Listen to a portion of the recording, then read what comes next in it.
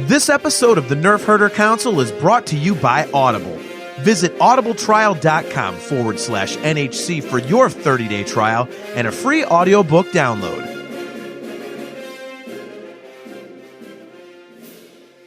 Hi, this is Joseph Williams, son of John Williams, and you are watching the Nerf Herder Council. Why, you stuck-up, half-witted, scruffy-looking Nerf herder! You can't use that word! Only we can use that word!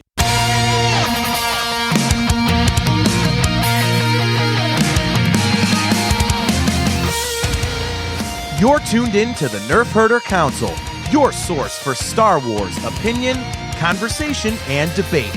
Featuring your hosts, JT. Stormtrooper armor deflects everything except Orback hooves. They're like a horse version of Thomas the Tank Engine. AJ. Yeah, Rebels is a lot like our show, where we think we have a good idea and then it just fails in execution.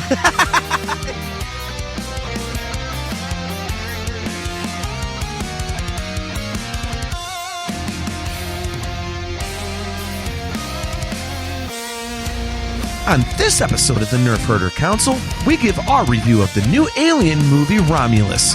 Are you going to like this show? I can't lie to you about your chances, but you have my sympathies.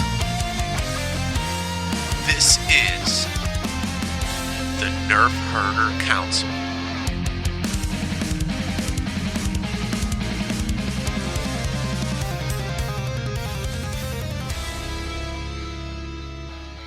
What is up, everybody? Welcome to another episode of the Nerf Herder Council. I am your host, JT.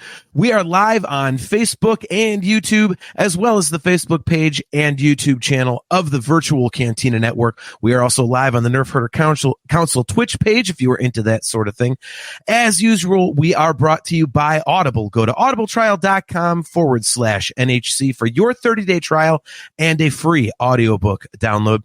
If you are watching on YouTube, don't forget to click that like button and the subscribe button and the notification bell so that you are notified every time we go live. Kind of like when AJ does a WTF Friday with a Lego build, which we're going to get into a little bit here tonight with a live Lego build of a Xenomorph. If you guys would like to get customizable Nerf Herder Council swag, just go to shop.nerfherdercouncil.com. And if you'd like to get some awesome Virtual Cantina Network gear, just go to tpublic.com/user/virtual-cantina.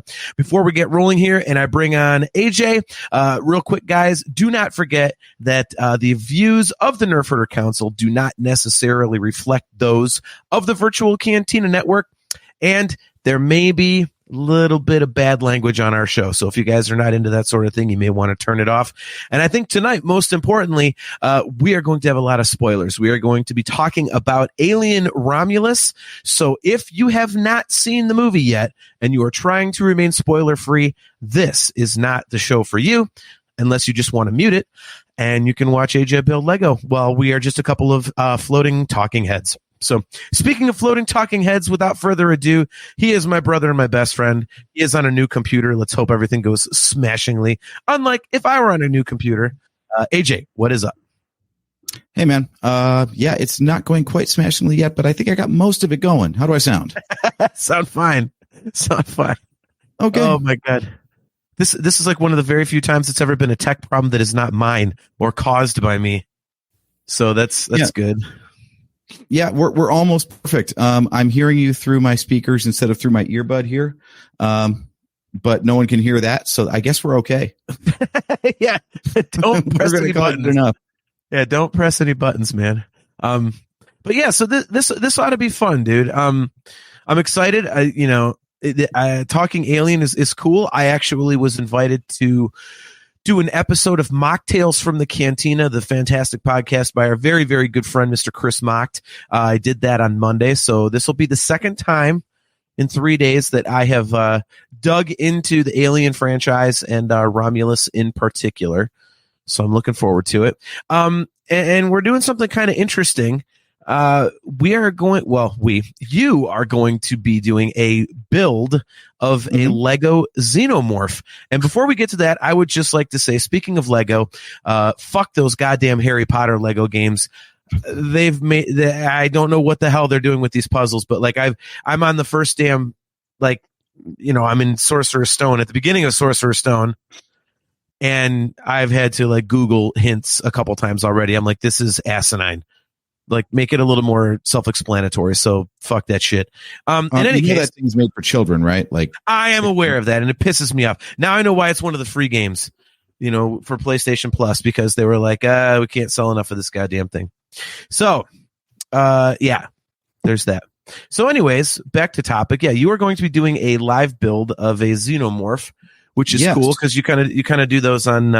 Boy, my hair is everywhere tonight. I'm gonna look like a total asshole more so than usual. Yeah, so you usually do Lego builds for like WTF Friday, which is pretty cool. So I'm excited to see you do that here on a regular show, because I've always thought that those are interesting, and I think they're a good time. And I'm not just saying that because you're my brother and my co-host. I think they're really fun. So I'm excited. Cool. Yeah. So what we're going to do is we're going to have a setup where we're going to have the instructions on screen, and we're going to have a third camera here so you can watch the build as it progresses. And hopefully the tech setup doesn't fail us. We'll see. But, hopefully this is a bit of a dry run, trial by fire, but we'll see how it goes. I prepped for the show tonight by rewatching Alien. Okay. And Prometheus, actually, because I'm not sure. How are you with the prequel movies, the Prometheus and Alien Covenant? I liked them. I thought Prometheus was a little confusing. I'm like, what the hell is going on here? A little too existential for my tastes, I think. I'm like, look, let's get to the alien part of this damn thing. But I thought it was good. It had, with David the android, it made things really creepy. I thought it had that alien type of feel to it, which was good.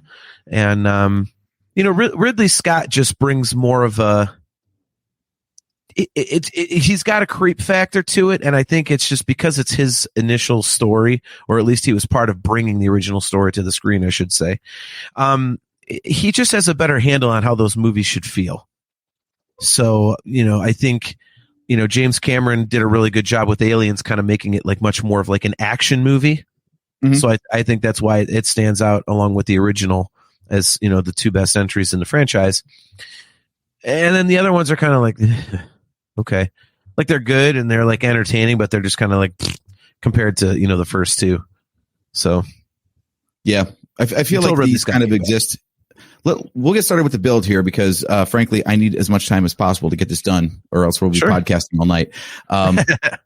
But yeah, I think it's interesting that this one, James Cameron is very good at coming in and doing interesting things with sequels, right? Like the Terminator was kind of like a B movie with an A-level production budget, and then Terminator 2 is action movie like crazy. And the same thing with Alien and Aliens. I guess that's just the type of movie he kind of excels at. What do you think? I would think so. Real quick, John Phillips, good to see you. He says, not playing Outlaws? I took a half day of work on Friday to do that, actually. I'm logging off at noon and promptly waddling my fat ass downstairs, and I'm going to be a bounty hunter for the rest of the day. So I've got family plans literally all weekend. I've got a show and I got family plans and stuff like that. And Friday's the only time I had to play the game. Yeah. So I'm doing it then. Kale, good to see you as always. He says, this is going to be interesting. Dad saw Romulus the other night, so I can at least echo his biggest takeaway from it. He also says, this is going to be interesting. I already read that one. Where'd it go? There we go. We're off to a smashing start. Aliens was great. Alien 3 fucked it up immediately. Yeah, I wouldn't say it was quite that bad, but it wasn't great, I think. Yeah. That I rewatched that one too. I've been on a little bit of an Aliens kick lately. Alien 3, man, I'll tell you what a hack job of a movie. And I mean, hack job is in like, it's clear that they filmed a bunch of stuff and then had to just murder it in the edit to put it together. Like they didn't know what they were shooting, and then they had to find it in the editing room. And it's just like scenes don't really mesh and the story is just kind of meh. But we were talking offline about that assembly cut. They can't actually call it the director's cut because David Fincher is not the one who did it. But I got to find that. And I think you have it. I think it's on the quadrilogy, the anthology or whatever, the 4-disc, whatever. Yeah, the quadrilogy. Yeah. So if you've got that, man, we've got to do that sometime. I got to come over and watch that. Maybe that'll be one of our cookout nights. Who knows? Yeah, I'll have to check because I do have that set. And that set's worth it just for the behind the scenes. I mean, the number of hours on the making of and writing of all 4 of those movies is just absolutely killer. So, yeah, it's definitely worth it. So even if I actually said this on Chris's show the other night on Mocktails, I mentioned that, even if you're not into physical media, if you're into the Aliens franchise, it's well worth going and getting yourself a copy of it. So I think it's worth it. But back to your point though, talking about James Cameron and doing, action movies. Well, yeah, he seems to, everything he's done, at least that he's well known for, has this huge cinematic scope to it. You know what I mean? Like, cause when you think of him, you think of Titanic and you think of, like you said, Terminator 2, and now you think of the Avatar movies and whatnot. And, he just, and you nailed it. Like, Terminator was basically a B movie, but, with at least a reasonable budget. And it felt a lot bigger than a lot of those other movies of its type in that year and around that time. It was 1984 with the original Terminator. And I think it, compared to those other movies, I think it looks really good. And it's, the story is pretty concise. I thought it was a very original story. So, I like that. The one thing that was interesting that I thought he did differently, was, Chris and I were talking on Monday, and he was talking about how, when Aliens came out, that was kind of the era of like the badass good guy, that you had like, Predator and Die Hard and all those sorts of movies with these guys just running around kicking ass. And then he kind of turns it on its ear because you've got, the colonial Marines and Aliens, and they basically just get, their shit handed to them by the, by the Xenomorphs. So, it was kind of like an interesting twist on what was going on in other movies.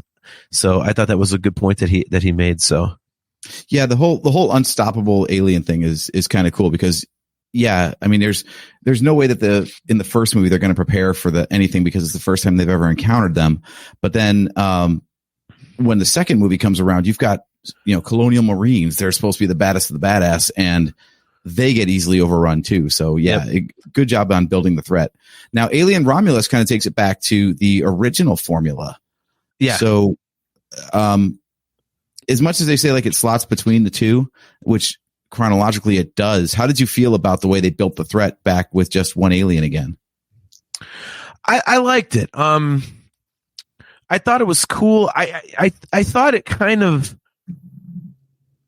it really kind of brought back the feel of the first two. I think it got a little bit, it was just a more quality story, I thought. And it was, I thought they added things to the alien lore without it being too cheesy, except for one thing, which, we'll get to, where they rip themselves off. But, even with, all of the little Easter eggs and stuff, like, which I didn't think there were as many as other people did. Like, there's a lot of complaints in reviews, they're saying that, well, there's way too many Easter eggs and stuff. And I didn't notice a ton of them. I thought that they were tongue in cheek enough.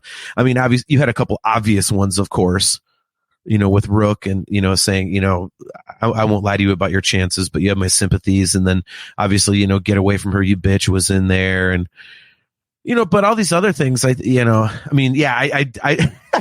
it's funny when I saw the movie and that line hit the screen, I could hear your eyes rolling all the way from Cuyahoga Falls. I know you hate that sort of thing. But I didn't think the rest of it was over the top, whereas some of the reviewers did. So it didn't bother me as much. But yeah, I thought it had a really cool feel to it. And I think they brought back a little bit of the fear factor that I think was missing from some of the other ones. In particular, again, when they added something, to the lore, it was kind of cool. It added a creep factor because you hadn't seen it yet. So we'll talk about a few of those things. But so why don't you get this build started here? Like I'm sitting here looking at the screens off screen, but let's get them on screen and start making us an alien. Yeah, exactly. Tell me. Yeah, exactly. I'm not the one that's not bringing the damn thing up. So, all right. So yeah, I'll be building over here in this main area. Giant hand. And we'll be talking up here. So let's get to building, shall we? Yeah. So I think one of the hardest things to do with a movie like this, one, you've got a franchise that people really love, but as we've talked about, it's kind of amazing how much we had that franchise is worse than we remember episode, and Alien was definitely on that for good reason, I think. Yeah. Because boy, we're talking about Alien and Aliens, and then we've already had a comment about Alien 3 being trash, and we haven't brought up Alien Resurrection yet, or any of these other future attempts. But man, do you think it was a good call to go back to the original formula and basically just insert a movie between the two that people like?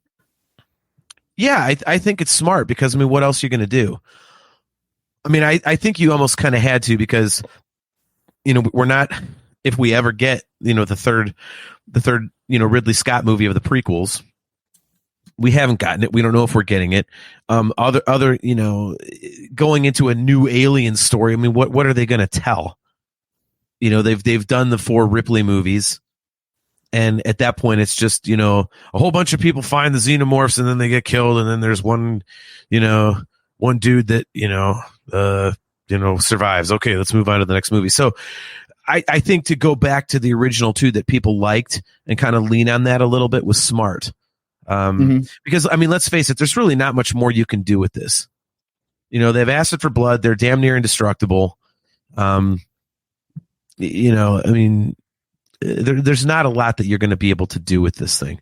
So to kind of lean on something that was already popular and kind of put a little bit of a fresh twist on it, I think was a good idea. What about you?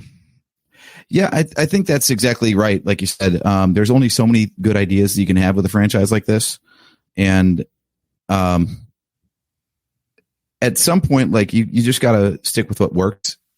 As much as we love, like, oh, I love that one, make another one. Like sometimes there's just nothing else to make. Like there's only a certain number of ideas that you can come up with before it just gets stupid. And I think we've seen it with Terminator, where like, yeah, killer robot comes back from the future, and it looks like no matter how much we go ahead and actually fight the future happens anyway. Okay, well, yeah. How many movies can you stretch that out for? Let's find out. Yeah, right. I think the interesting thing that they put in this one was by connecting it to the original Alien, but having so much more lore to draw on. There was a question here in the comments, actually. Nick Hall was asking, did Fede feed? I don't know what Fede. Did Fede do as good with this as he did with Evil Dead? And yeah, that's a really good question, actually, because that was another one where he's good at rejuvenating an old franchise. It doesn't seem like it's got any lifeblood in it, but I think that with this one, they did a good job of coming up with new material and tying even the lesser preferred elements of the franchise back to this movie.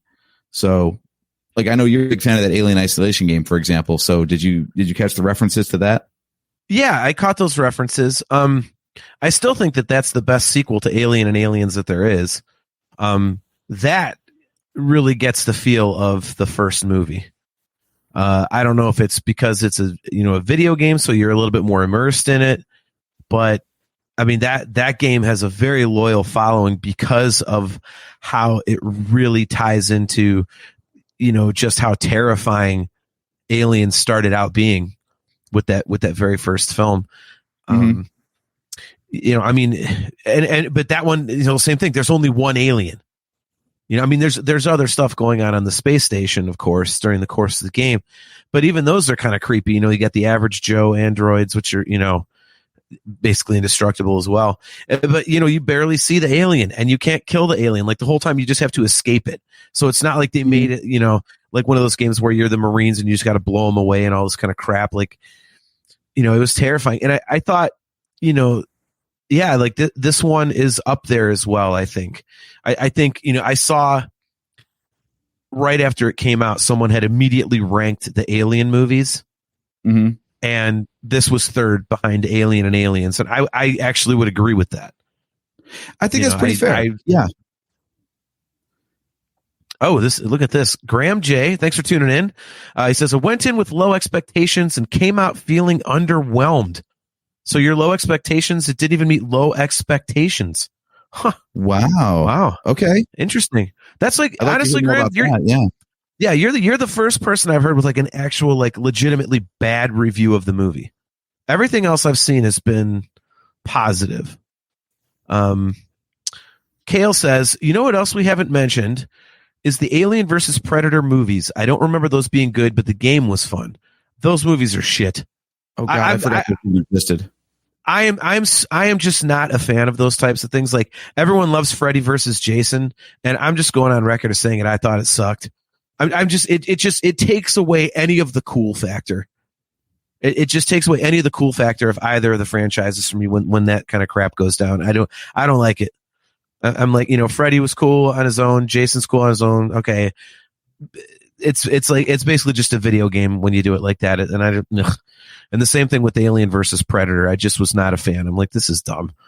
Our cousin Chris, good to see you, cuz. Love you. He says, I'd love to see an Alien versus Terminator movie. I mean, they've done it in the comics plenty of times. Now, does see, but the thing of it is, like, the Alien would always lose, because if the Terminator did lose, they would just send back another Terminator that could, actually, like, the metal alloy would actually not get burned by the acid blood and stuff like that. So it would be kind of unfair, I think. Okay, that's true. Joseph Frank, good to see you, brother. He says, don't make another Alien Resurrection. Make more Alien. I suggest we discuss further in the lab, gentlemen. Yeah, it's, I really think that, leaning on the first two films was a very smart decision. You make a good point about, Fede Alvarez, I think is his name. Mm-hmm. And so, yeah, I think that was a very good choice, especially, I think, because this one kind of gave you a chance to get into the characters. Oh, baby Xenomorph. And that's our show for tonight. Thanks for tuning in, guys. On that note, we'll close up shop. Yeah, no, I think, this movie kind of gave you a chance to really, I think, get behind the characters a little bit more. So I thought that was good. Admittedly, I didn't like them at first. It was starting out kind of like the Nightmare on Elm Street remake for me, where I was like, oh, fuck these people. Like, I'm rooting for the alien. And I only really came out of it just really hating one character. And it was the douchebag in the beanie or whatever that hated androids or whatever. Yeah. But he got his comeuppance in an awesome way. So that was a great death. Dude, right? Like, see, here's one thing I'll give Alvarez credit for. Like, he did all the horror movie tropes, like all the stereotypical characters were in there. And even knowing that, I loved it. I ate it all up. I was like, okay, we know exactly who the shitty guy is we're not supposed to root for. We know who the good people are that we're going to feel bad about when they die and so on. And like, it didn't hamper my enjoyment knowing that was going to be a thing, Yeah. Are you building a face hugger? No, I built a face hugger.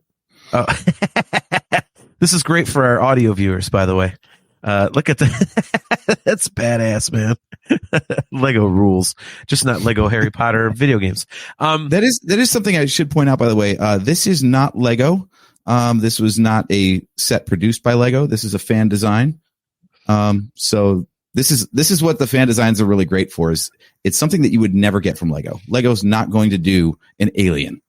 They've even got like a chest burster if you want one of those. Like,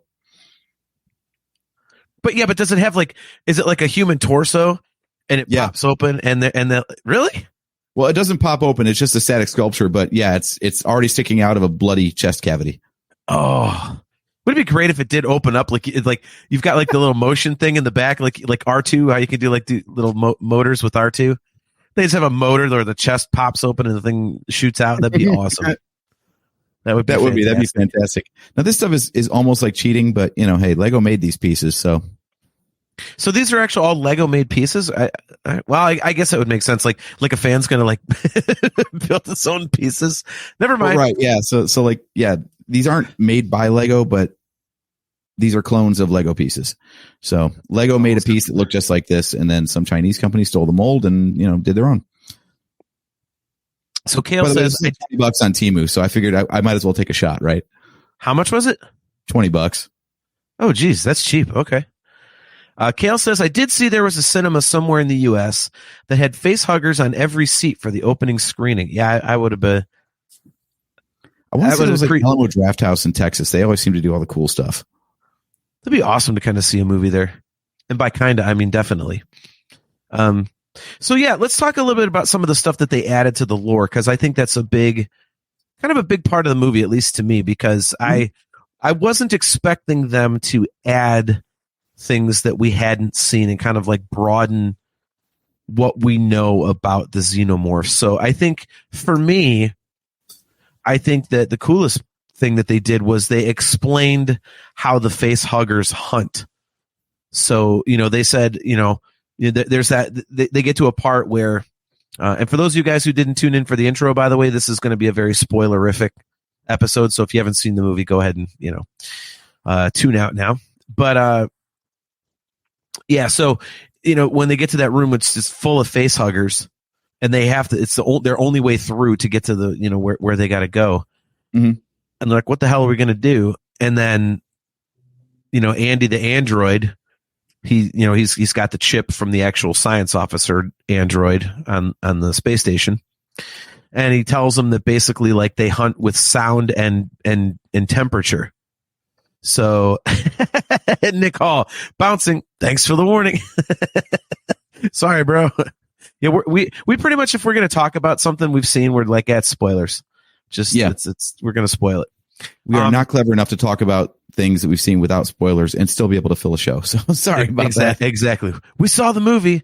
All right. Well, on that note, we're going to close up shop. Yep. But yeah. And so, they said that, they hunt with sound and temperature. And so they basically raise the temperature in that room to 98.6 so that it is the exact same temperature as the humans. So if they get through the room silently, the face huggers aren't going after them. Mm-hmm. And I thought that was brilliant. I thought that was really, really cool. There was no cheese factor involved. It made sense. I really thought that was a great idea. I thought it was really, really cool. We probably thought it was self-explanatory in a way when you think about it. But it was cool to see. Yeah. I mean, did you like that little twist there? I think it was done well overall. I think the issue is you run a risk sometimes, especially in a franchise like this that's a little disjointed with its continuity.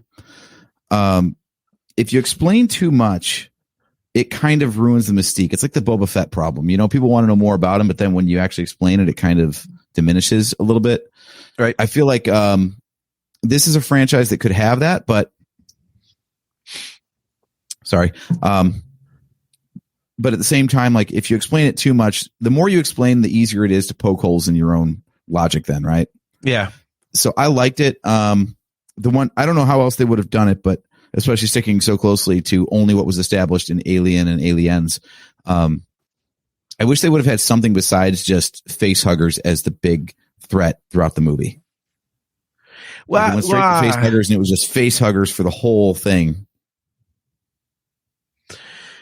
Yeah, well, I don't know. See, I understand where you're coming from there. Speaking of face huggers, our cousin says, it'd be funny if there was a butt hugger that chased around its victims and tried to jump on their asses and tried to insert its protrusion into their anuses. People be running around covering their asses. That's a good point. I mean, one hole's as good as another, right? I don't even want to think about what the alien would look like if it did that. Would it be different? It just looked like a giant turd. Like, wait, this isn't very scary. Like, what the? Yeah, I think, you know what, dude? I think I would disagree with that. I mean, because in every other movie, you've got your face huggers here and there, okay, whatever. But then the threat is the big giant xenomorph killing people. So I thought to kind of, make the face huggers a little bit more prominent in the villain role, I thought was pretty cool, because it does kind of turn the standard, alien movie plot on its ear, I think. So I thought that was cool. So I enjoyed it. Yeah, I mean, I like the face huggers. I was surprised they introduced so many of them so quickly. I thought that they would take a little bit longer to build into that, but they're, they fall into that room that's in the trailers like immediately. Yeah. So that was interesting.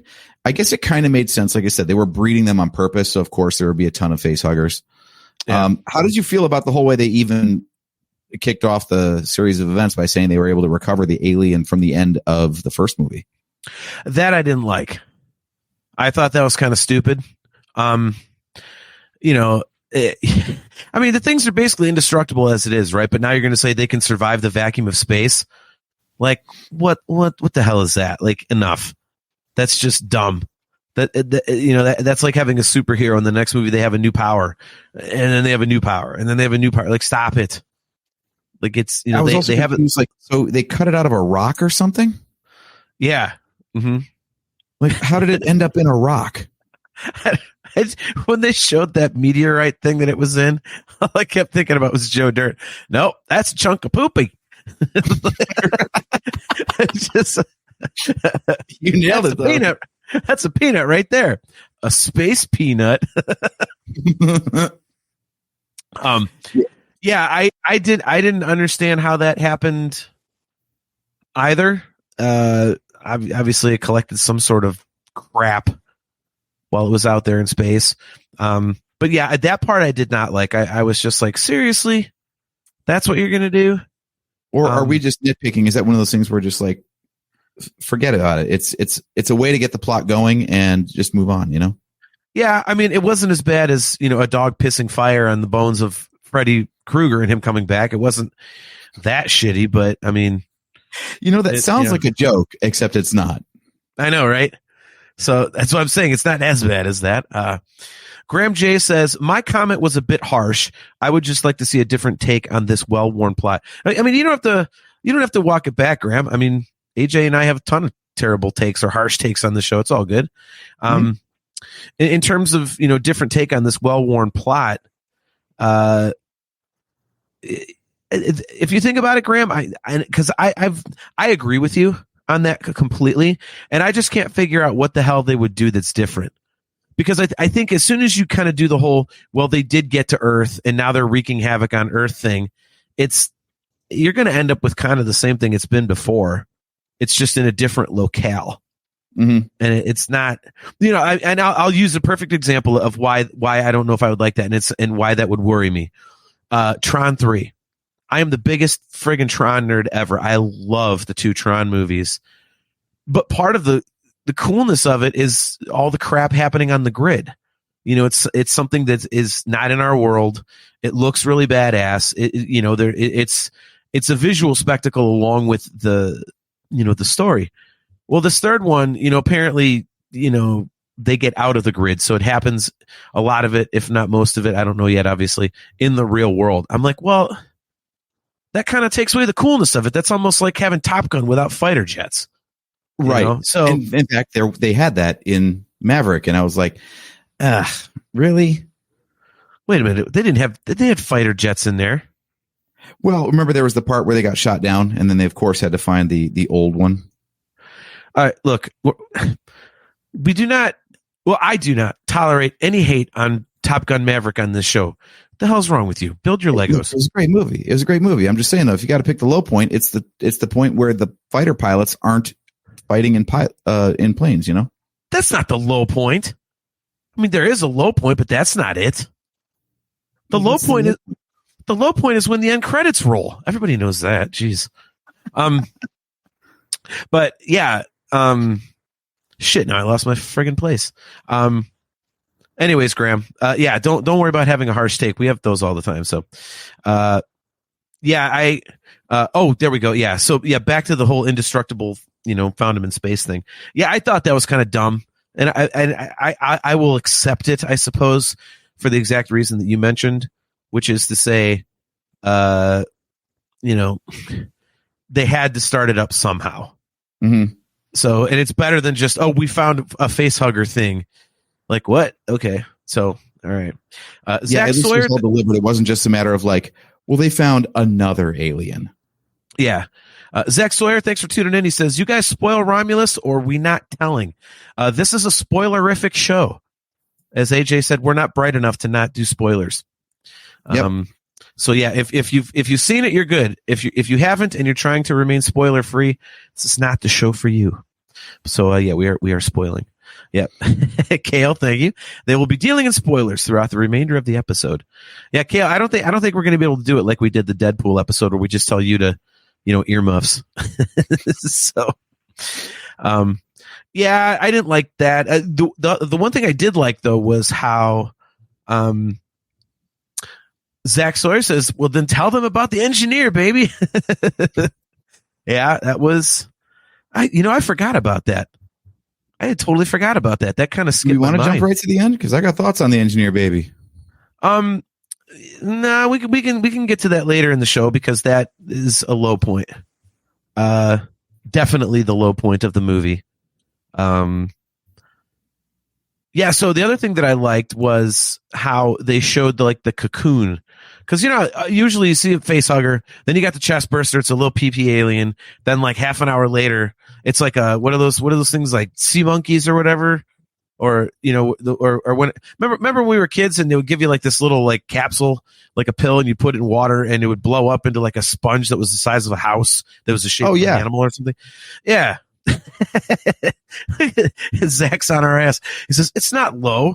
It's scary, you fucking liar. It is not scary. Fine. You want to get into it? All right. It's not fucking scary because we've already seen it.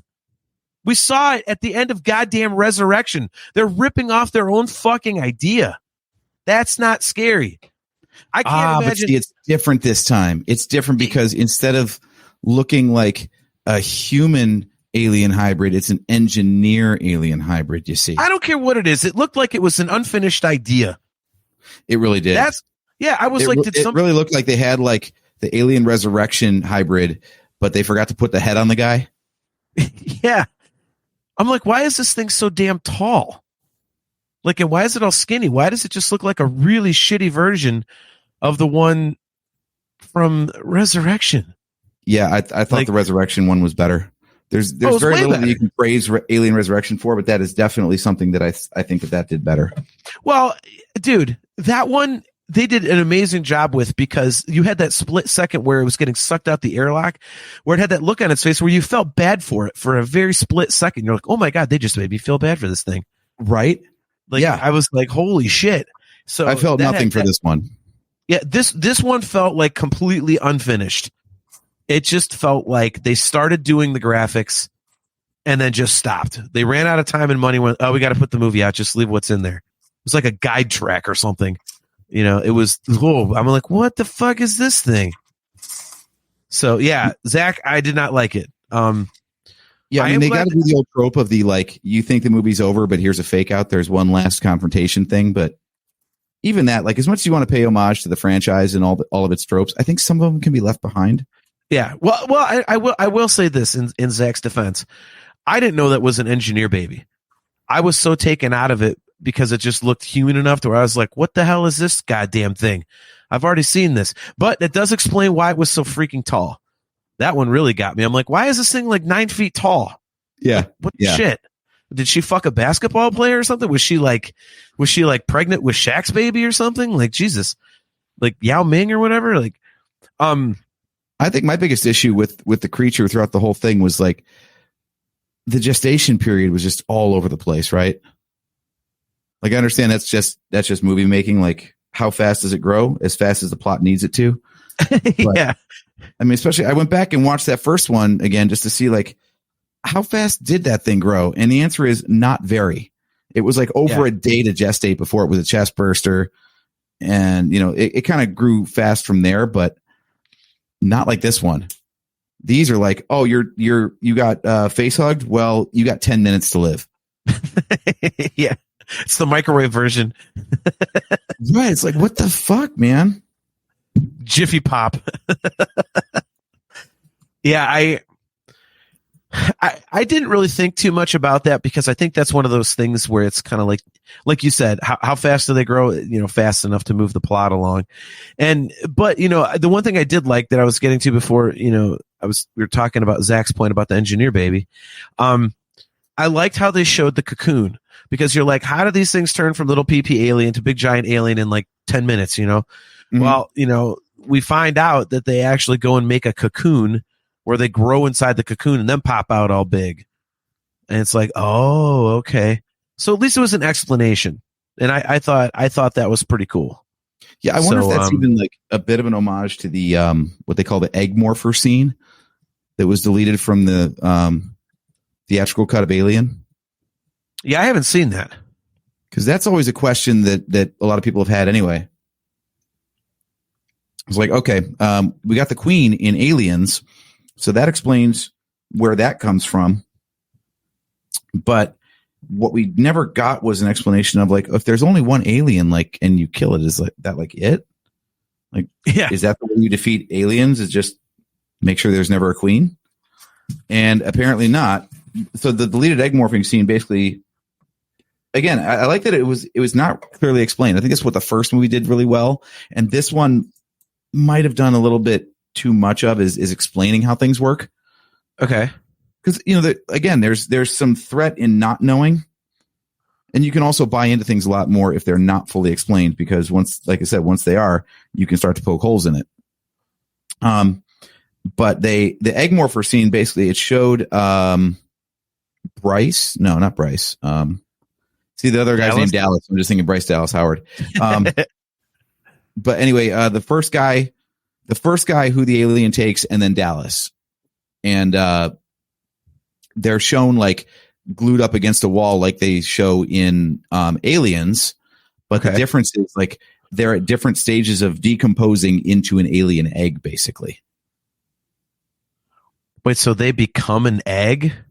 Yeah, basically, like whatever the alien does to them to stick them up on the wall, it like it begins digesting them and producing an egg from it. And that explains how, like, even without a queen, they can still reproduce. I'm glad they didn't put that in there because that's stupid. See, that's too much. Fun. No, I don't. Well, I'm like, no, don't you dare have that opinion of yours. Well,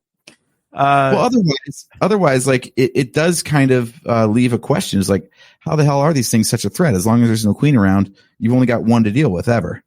Yeah, but I think that's one of those things that shouldn't be explained because it's a dumb thing. I've always wondered that. Like, wait a minute, there's no queen. How are they doing this? You mean like frog DNA with dinosaurs? That made sense though. That was a cool explanation, I thought. Life finds a way. That was pretty damn good. Real quick, Kale says, the engineer baby, is that the human Xeno hybrid that Dad told me about that made him dislike the entire film? Apparently he's going through the whole movie like, this is good. Oh, sweet. Then the hybrid thing shows up and he went, oh, God damn it. Fuck this film. Yeah. Kale, it didn't do that to me, but I did do the, oh, God damn it at the end. I was not a fan of that. I really liked the movie overall, but I really did think that was not great. I'm kind of glad they didn't do that. You know, the whole egg thing. Like, I'm glad I didn't see that because that just seems kind of dumb. Again, that's just taking it too far. Because it's like, just not a. It adds to the superpower, and I don't like that. The other thing it does for me, though, is it explains like why the alien is taking these people. Like, if he's not eating them, then what the hell is he doing with them? But see, here's the thing. Like in the first one, that wasn't the case. He just killed them. It wasn't until the second we saw the cocooning, but then we saw the mother laying the eggs, and she was cocooning them as basically food for the face huggers. So okay, that all makes sense. To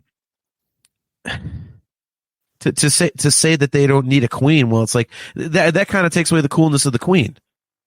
You know, like that's kind of like you got to have the queen to make all this happen. Oh no, they could just pop out of nowhere. And again, like the whole thing, they can reproduce whenever. Now they can survive in space. Like just stop it. Like stop it. I feel like without that piece, though, because I really wish I had time to have seen the movie a second time before we did the show. How did they end up with a ton of face huggers off of just that recovering the one alien from the Nostromo? That's a very good question. It's one of those unexplained things, that's for sure. Yeah, so I assume they, extracted DNA from the alien itself, and then I don't know, somehow I guess the facehugger is like the first stage of life or something. It's a little bit unclear. I don't think that's a problem, though. Do you really care that much? No. But now I'm Googling this. I want to see, where did the by the way, you can just go on YouTube if you want to see that egg morphing scene. It's in there. That's what I figured. Where did all the facehuggers and xenomorphs come from? Let's see. There's a Reddit thread, which of course you can trust everything on there. Oh, is it specific to Alien Romulus? Rook says they were alien we're talking about now.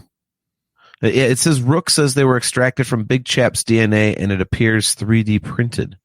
He also says explicitly that the goo these people can't type. He also says explicitly that the goo is from specifically this stage in the life cycle. The implication being that it's relevant since then facehuggers implant is the what? Jesus Christ. Do people read what they type? Let's see.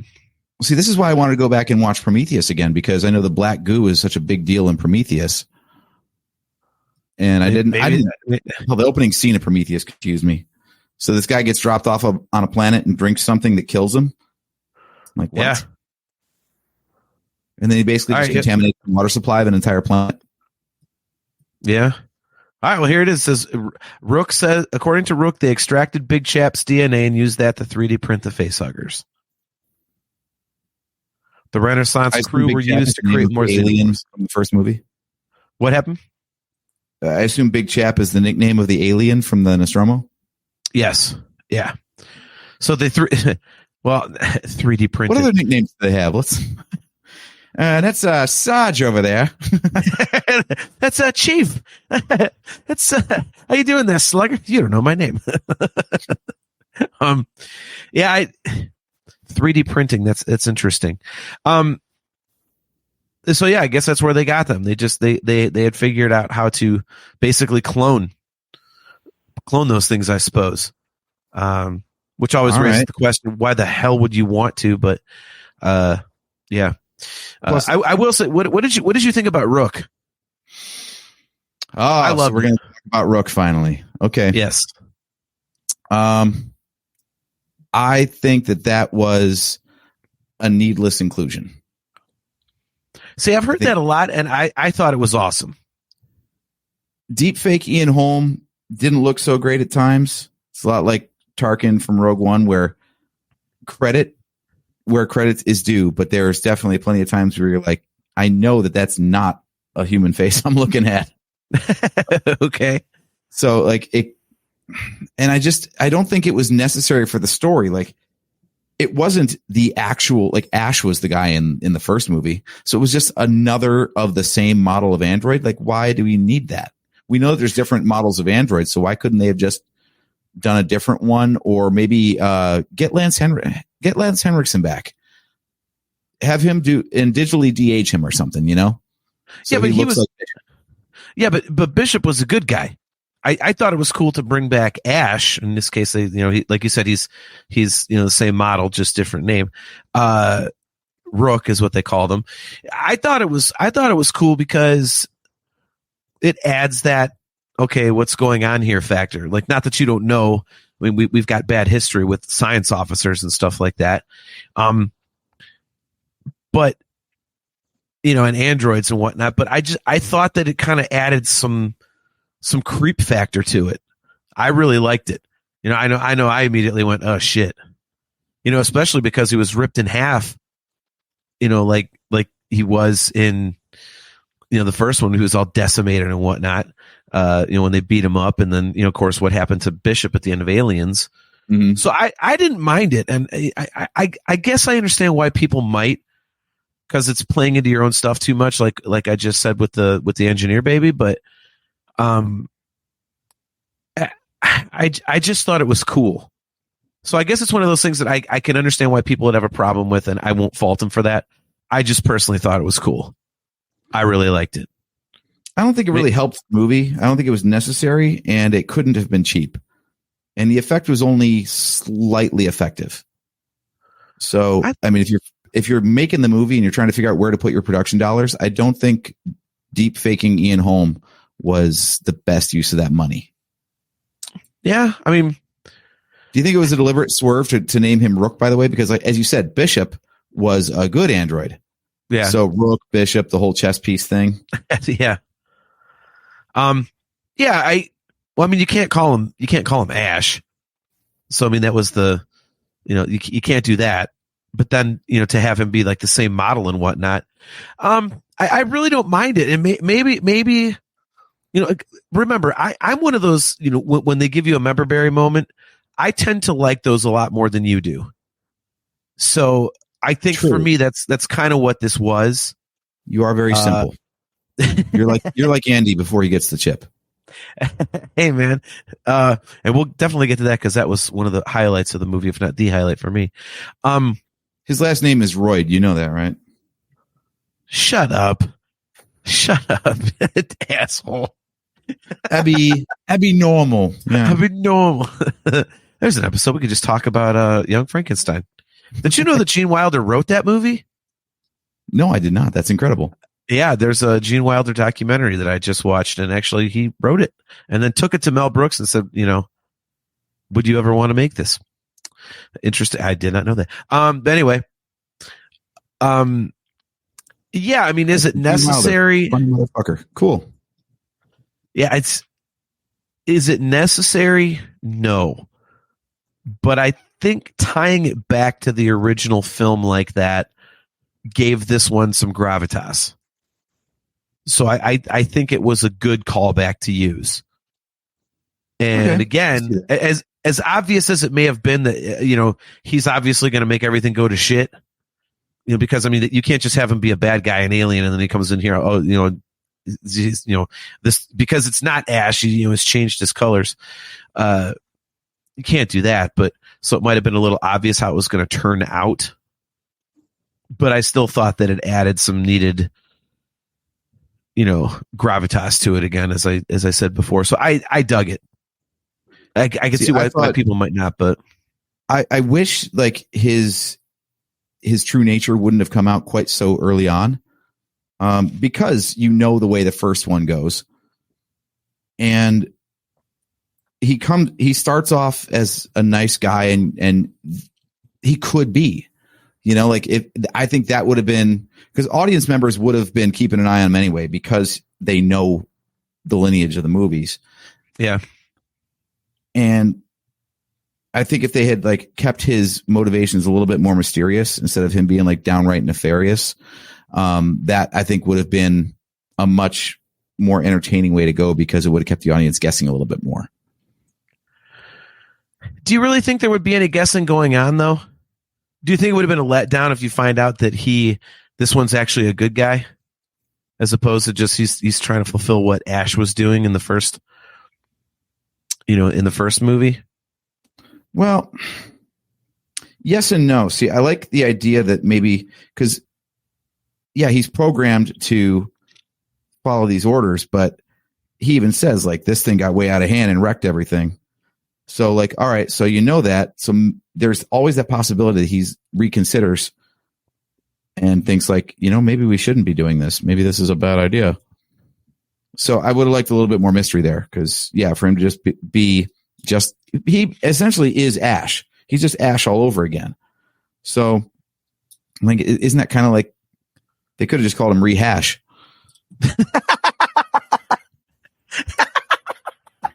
Ash and Rehash. Nice. That's awesome. But I do want to talk about Andy, though. I think Andy was one of my favorite things of the whole movie. Yeah. And I don't know who that actor is, but holy crap, does he get credit? Like for playing that dual role. Because he was like the perfect simpleton that you kind of, you really empathized with because he was getting picked on and stuff. And then as soon as he gets the chip, you're like, oh no, what happened to Andy? Yeah. Yeah, that also, was. If they ever need to do any like flashback sequences for any characters that Forrest Whitaker played, there's your guy. He's even got that one lazy eyelid too, where like it's like perfect. He definitely has the sad face down. That's for sure. Yeah, like that was. I mean, yeah, I completely agree that was the standout of the movie. People are saying, the actress that played the main heroine was the standout. I think it's the guy that played Andy personally. It was awesome. Go ahead. We're doing good so far here, guys. Let's see. No, not Romulus. Damn you. Yeah, I just thought that was, just a standout performance because you got the guy. David Johnson is the guy's name who played Andy. And then what's the main character's name? Rain? Yes. That was Kaylee Spaney. Both awesome. But yeah, that David Johnson, man, that portrayal of Andy, because he starts out like I said, with the sad face and, kind of like, beaten down, and he knows that, people don't like him, and, some people are making fun of him, and especially that one dickhead, that, gets his comeuppance that I said earlier in the show that I didn't like. He was just, all over him.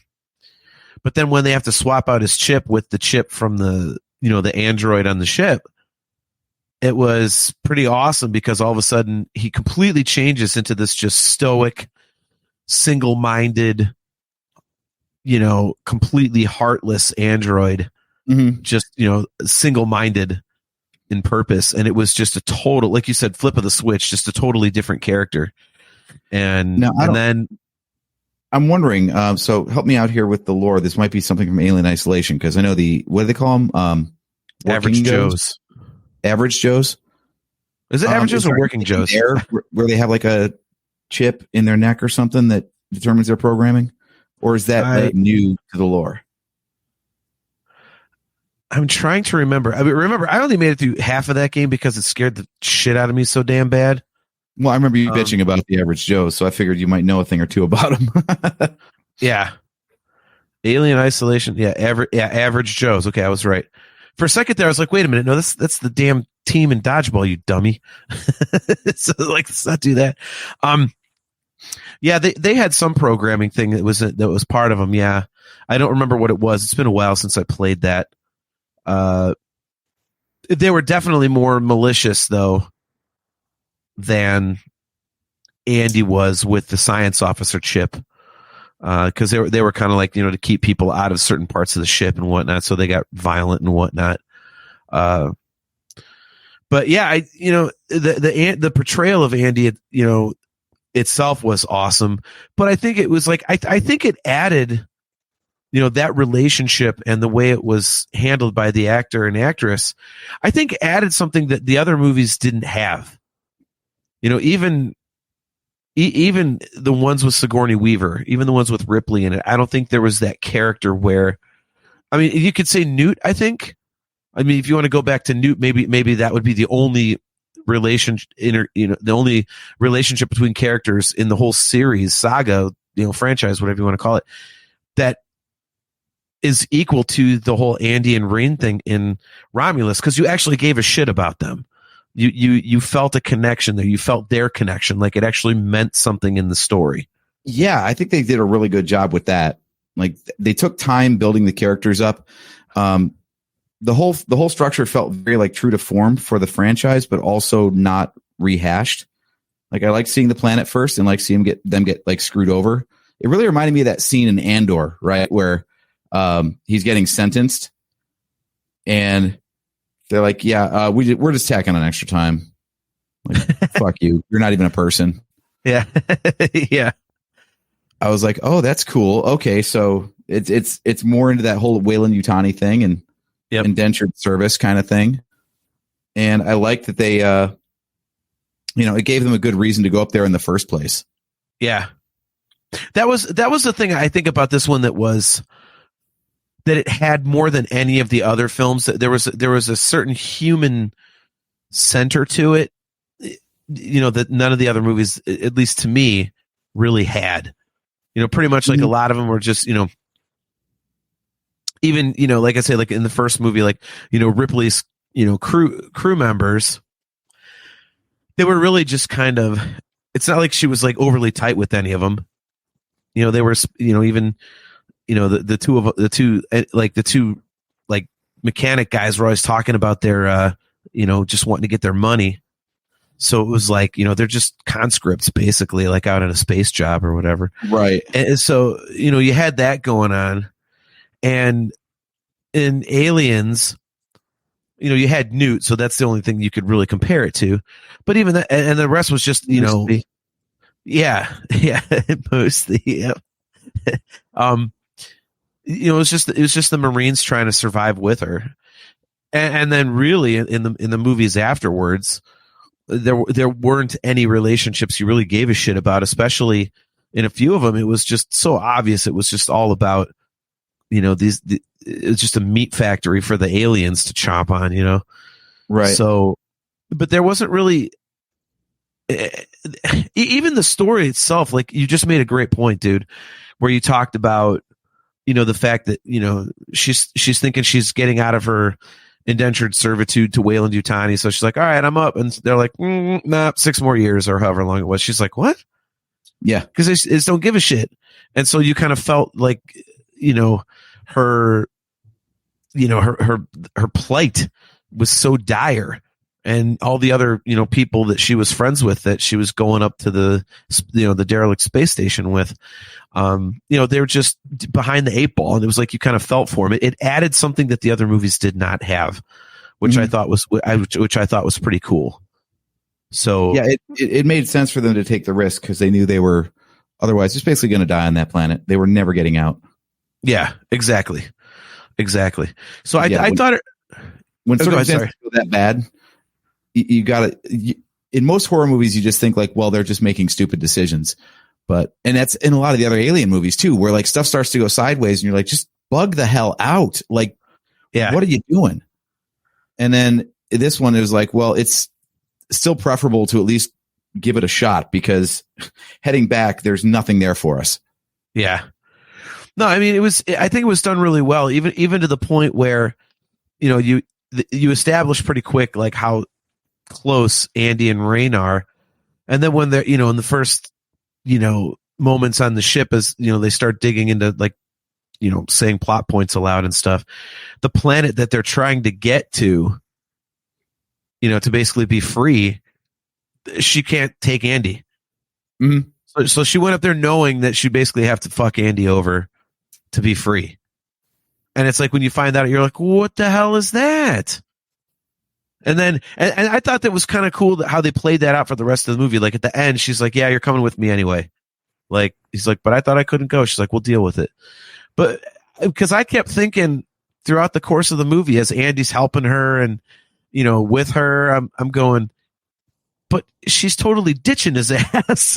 Like, did you think he was going to turn at some point and be like, screw you, you're going to leave me for dead, so I'm leaving you for dead?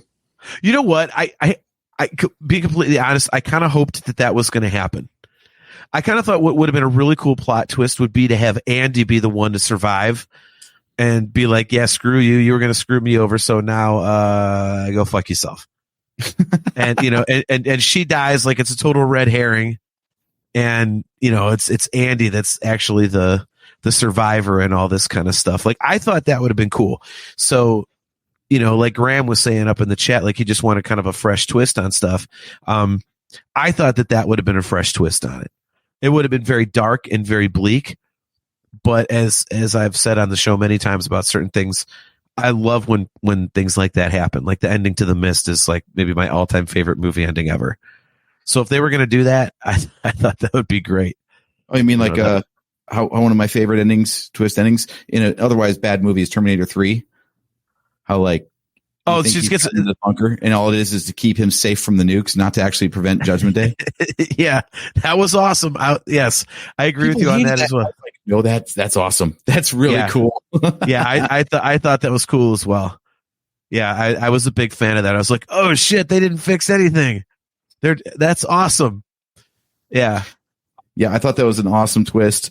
The whole Andy dynamic I thought was really interesting, because they played against the expectation. You had the bad robot in Rook, so you're like, well, we know androids are usually shit in this universe. Like they always turn, they're always bad. And then it come to find out that he wasn't the whole time. Even when he had the chip in him, he was still like, they still found a way for him to justify his actions in protecting her as aligning with the company directives that he had just been programmed with, you know? Yeah. Mm-hmm. So in general, like, I think in terms of plot, this might have done the best job of any Alien movie of making sense, with the exception of the fucking engineer hybrid at the end. Yeah, that really did kind of piss on the parade a little bit, didn't it? Yeah, like it was a good fake out because I had forgotten that was a thing that, you know, every Alien movie has the false finish. So I was like, oh, that was a great friggin' movie. We're done with that now. And it's like, nope, no, you're not. Like, yeah, if you had just stopped just one moment before. Kale says, not to mention that the falling nukes were strangely beautiful visually. Yeah. I knew there was a false ending because, like you said, they always have that. So, okay. I didn't expect the engineer baby. I thought it was a human mix thing, whatever. I was wrong. But I was kind of surprised because they show for a brief blip on the screen, you know, the rat like turning into an alien, basically like exploding or whatever the hell it was. Mm-hmm. So I wasn't thinking that this woman was going to give birth to something. I thought it was going to like, you know, I was like, okay, well, so is it going to be like, how are they going to handle this with the kid? Like, is she going to turn into this alien thing? And then the kid does something, or does it kill the, like, what, how's this? I didn't think it was going to do that. Yeah. By the way, good fucking Lord. How big was that thing that she squeezed out? I mean, right. I thought that it was going to rip her in two. I thought that was going to be the birth. It was just going to be that vicious. I was hoping that was what was going to happen. When I kind of realized what was, it should have been what happened. well, we already said it was either Yao Ming or a Shaq baby or whatever the hell it was. Like, yeah, I was kind of hoping that would happen. I wanted to see something absolutely just disgustingly brutal. I thought that would be awesome. Like, I mean, if you're going to show like a chest burster, I don't think it's wrong to show someone get ripped in half birthing a gigantic sumbitch like that. I mean, after they had the birthing scene in Prometheus, I mean, yeah, humans birthing alien somethings never goes nicely. Yeah, exactly. Doesn't. This universe, there's like almost never a happy ending for anybody. So yeah, let's just lean into that. Yeah. Yeah, I was hoping for something. I mean, it was gross. Don't get me wrong, but I really thought they could have had something really gnarly. That's just me. But I mean, back to your point about this being the movie that where, you know, it made the most sense. You know, I think the first two made sense, but then after that, I think you kind of run out of ideas. So I think, you know, the whole thing of aliens is simple enough. It's an original idea. It's like, oh, we found this alien. It destroys the ship. Okay. She blows it out the airlock. The end. Okay. You know, with the second one, you know, they're like, oh, well, you know, we're going to go find out why these people that were around all these aliens aren't talking to us anymore. Oh, we found a ton of aliens because they killed all the colonists. Okay, we got to get the F out of here. Okay, we get the F out of here. Okay, the end. Like, okay. After that, you kind of screw the pooch. So I would say outside of the first, again, dude, this one just slots in with the first two so well on so many levels. And so I think even for the things that don't make sense, I can't really fault it too much because I didn't expect it to do that.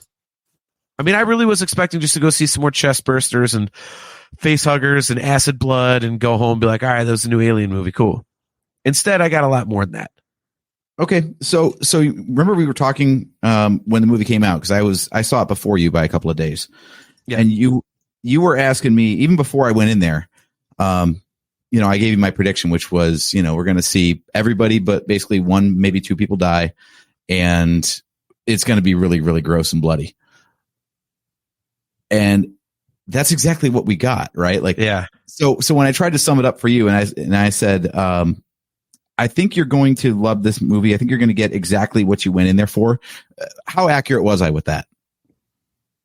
I think 100%. Because knowing that's what you say, like, you know what you want to go into a certain type of movie to see. It's like seeing one of your favorite bands. You're like, I want to hear these songs. I don't deviate from what's working. So yeah, we know what we go to see Alien movies for. And I think they delivered on that in enough ways that were both familiar, but also new. So do you feel like it was, well, you talked about it, like third in the hierarchy. Do you agree with that? Yeah, that's where I would put it. Yeah, I think I would too, actually, which, is really high praise if you think about how well regarded the first two movies are. Oh yeah. I think it's an easy ranking too, because if you think about it, like, okay, would you rather see, or did you prefer Alien versus Predator 2 or Romulus? Alien versus Predator, the first one, or Romulus? Alien 3 or Romulus? I mean, dude, look, Alien 3 first of all, Alien 3 was behind the 8 ball from like the first 10 minutes of the movie or whatever, because they killed a dog. Okay. As soon as you kill a dog, I'm out. Like, fuck your movie. Like, just stop it. Like, I haven't seen the John Wick movies yet, but I will, because, he specifically goes on a revenge kick because they killed his dog. I will accept that, because that's what I would do. Mm-hmm. Alien Resurrection. Would you rather watch that or Romulus? Again, I mean, yeah. And I actually like Resurrection, by the way. Yeah, I mean, I don't mind it. I mean, it's okay. That room of all the failed mutants or mutations of Ripley and the alien is just one of the most chilling goddamn things ever. They did a phenomenal job on that. Especially because a couple of them are the ones alive or whatever. It's like, oh my God. But, and then you've got Prometheus and Covenant. I mean, Covenant goes without saying it's good, but it's forgettable. And Prometheus, I would say that would be number 4 for me, probably. So Prometheus, yeah, man, if we could just sidetrack on Prometheus for a second, because I literally just watched that one. That one, I think, is a tale of two movies. I, for one, actually love the beginning. People complain that it starts too slowly. Okay. I think it's great. I would love so much more of them just wandering around the alien spaceship and just weird stuff happening at a really slow pace. I feel like it builds the menace so well. And then when stuff starts going sideways, you're like, dude, bug the hell out. Like this hard left turn of like, nah, we're going to keep going. I'm like, why? That makes like no sense. Well, I don't think I would like that, because you have to think about the rewatchability. All right, Chastity's with me. I knew she would be. Chastity says, "Yep, if an animal dies, I'm out. Yep, that's me." Does it matter which animal dies? Because in the assembly cut of Alien 3, a different animal dies. What animal? They tow the ship back to the facility with an ox, and an ox is what dies. Oh, that's right. Oh, yeah. See, Chastity, there's a website called doesthedogdie.com, and it will tell you. It says trigger warnings for movies, TVs, books, video games, and more. So, yeah, if you want to know, there it is. John Phillips says, John must hate John Carpenter's The Thing. Actually, John, I love that movie. But I love the cheesy 80s special effects. I love those like early 80s movies where the special effects, you can kind of, it looks bad, but it's so bad it's good almost. So I actually loved it. So I thought that was cool. What's really like one of the absolute worst? The Amityville Horror. because the only movie is the dog. Yes. Yeah, that was fucked. That I hated. I totally forgot your question. I got so sidetracked on, them killing a dog in Alien 3. Well, I asked you, does it matter which animal dies? Like if it's an ox instead of a dog, is that better?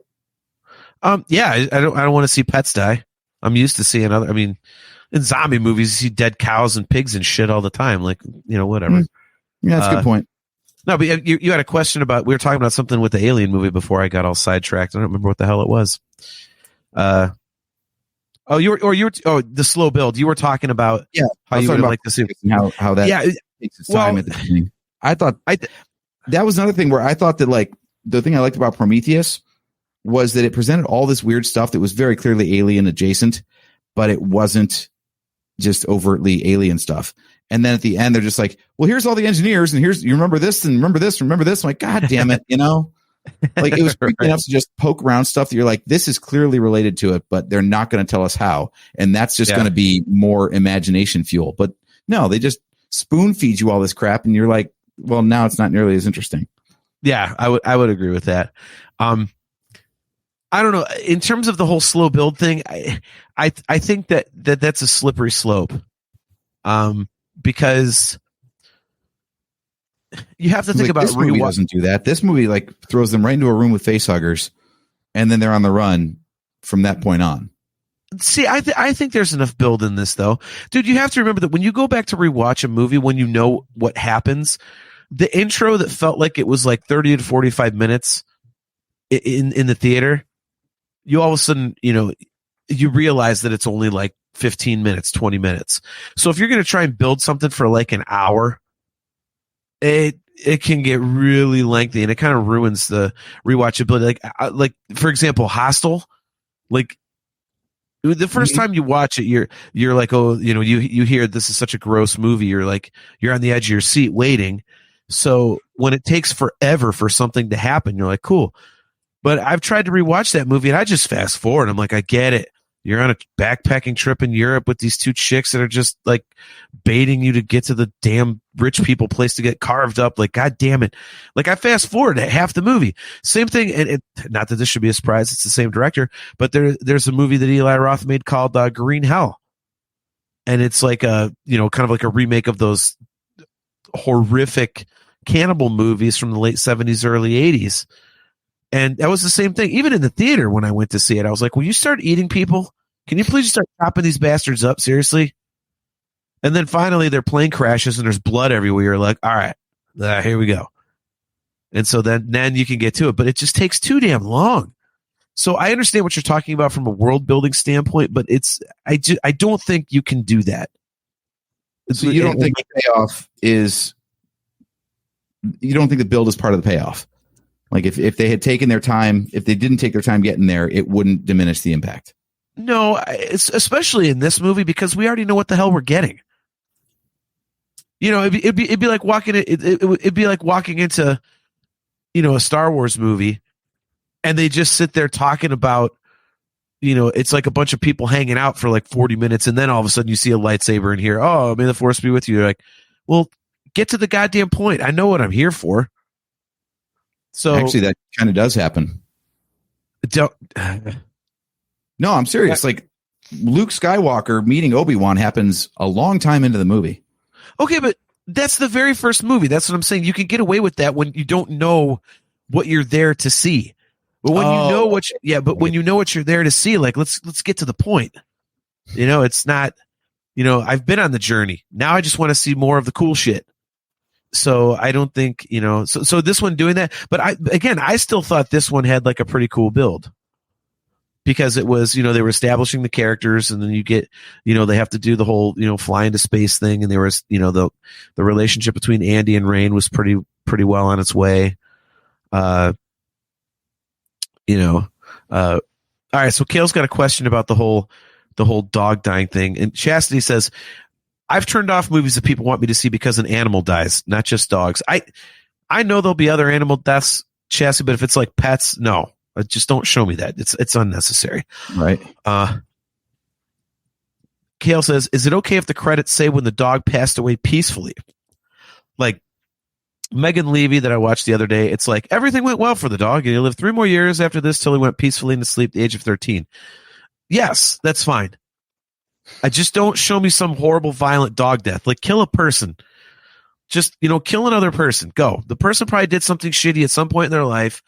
They have skeletons in their closet. They probably deserved it, whatever. Dogs and pets are just awesome to us.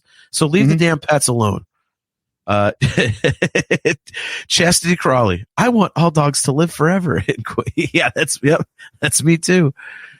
John Phillips, Old Yeller. I've actually never seen it, but yeah, I've heard that I shouldn't. So, no, you shouldn't. So yeah, there's Kale. Old Yeller was undeserved. Although you managed to make it through Marley and Me, so it's not as bad as that. Well, because I'd read the book. And I knew that was a real story. That was a true story. It wasn't just somebody like, you know what? I'm going to write this story where the dog dies. Like, that's not very nice, but, by the way, for anyone confused on the building I'm doing right now, these stupid little fang pieces are such a pain in the ass to put together if you don't pre-assemble them. So I'm just doing them ahead of time and I'll attach them when they're all pre-assembled. There we go. Look at that. Lego strategy is involved tonight. Yeah. Well, if anyone saw the thumbnail I posted earlier today on socials, I've built this once before just to make sure that one, all the pieces were there, and two, I could sort it because I thought it was going to be just a sea of black pieces, and look at this, it's a sea of black pieces. So without pre-sorting, this would have been a complete nightmare. This would have been like a 6-hour build, and everyone would be bored and annoyed. So it looks great. A little bit more upbeat than that. Chastity. She says, I threw the book Marley and Me. Literally threw it across the room. When I actually read that, Chastity, like when it first came out, like before anybody knew what it was, and it was this big cultural phenomenon. Like I worked across the street from a mall, and I'd gone over to the mall on my lunch just to kill time, and I went to the bookstore and I saw a big display of it up front, and I was like, oh, that looks like something I'd be into. So I bought it and I read it. And I got to the part where he passed away, and I'm crying. Like I love books and I have an active imagination, but I don't cry over books and stuff. That had me going. Well, my dog at the time, his name was Chewy, and I got to the part where Marley passes, and then the guy starts talking about how he wrote, his newspaper column about Marley, and told the whole story and got this huge response from his readership. And he listed some of the letters he received. And just as I'd calmed down from Marley passing away, one of the letters is like, yeah, I really feel if you lost, I lost my boy Chewy a couple months ago, and I went, oh, Chewy. And I just lost my shit, man. Cause it was, it's named after my dog. I was like, God damn it. So I totally lost my shit. But, so that's what I always remember about Marley and Me. And then the other one is I when it came out in theaters, when they put the movie out, I went with a girl I'd been on 2 dates with. And I was full on like Death in the Family sobbing in the theater, like snotting into Kleenex and everything. Like, and I knew it wasn't manly at all, but how could you not? Like, I knew it was coming, but I was just sobbing, man. And I knew this chick was so turned off, and needless to say, we didn't go out again after that. But, yeah, yeah. That movie was straight up unfair because, similar story, except I was living in Florida at the time, and I was up here in Cleveland for the holidays, and had not brought my dog with me. That was Jake. Oh no. Oh yeah. And yeah, I was just like sitting there in the theater sobbing, like, I miss my dog. I want to talk to Jake. Right.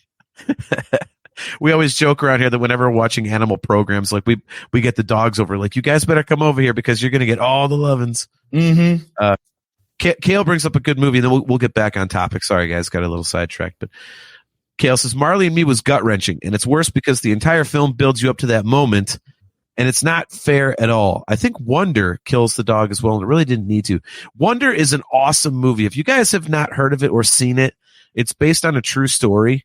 Go check out Wonder. I think I would agree with Kale about the whole dog thing. I didn't like that. Oh, it's great. Go check it out. It's Wonder, like as in like the Wonder Years or whatever, or Wonder Bread. Excellent movie. It's something that not very many people talk about. But my wife and I love it. So, yeah. So marketing fail, I guess. I never heard of it. That's okay. Yeah. So do I need to look it up on the website? No, because I just told you. So yeah, I think that I think, you know, I don't think this movie, you know, to your previous 2 points, I don't think the slow build, I think they did it enough, you know, again, because we knew it was coming.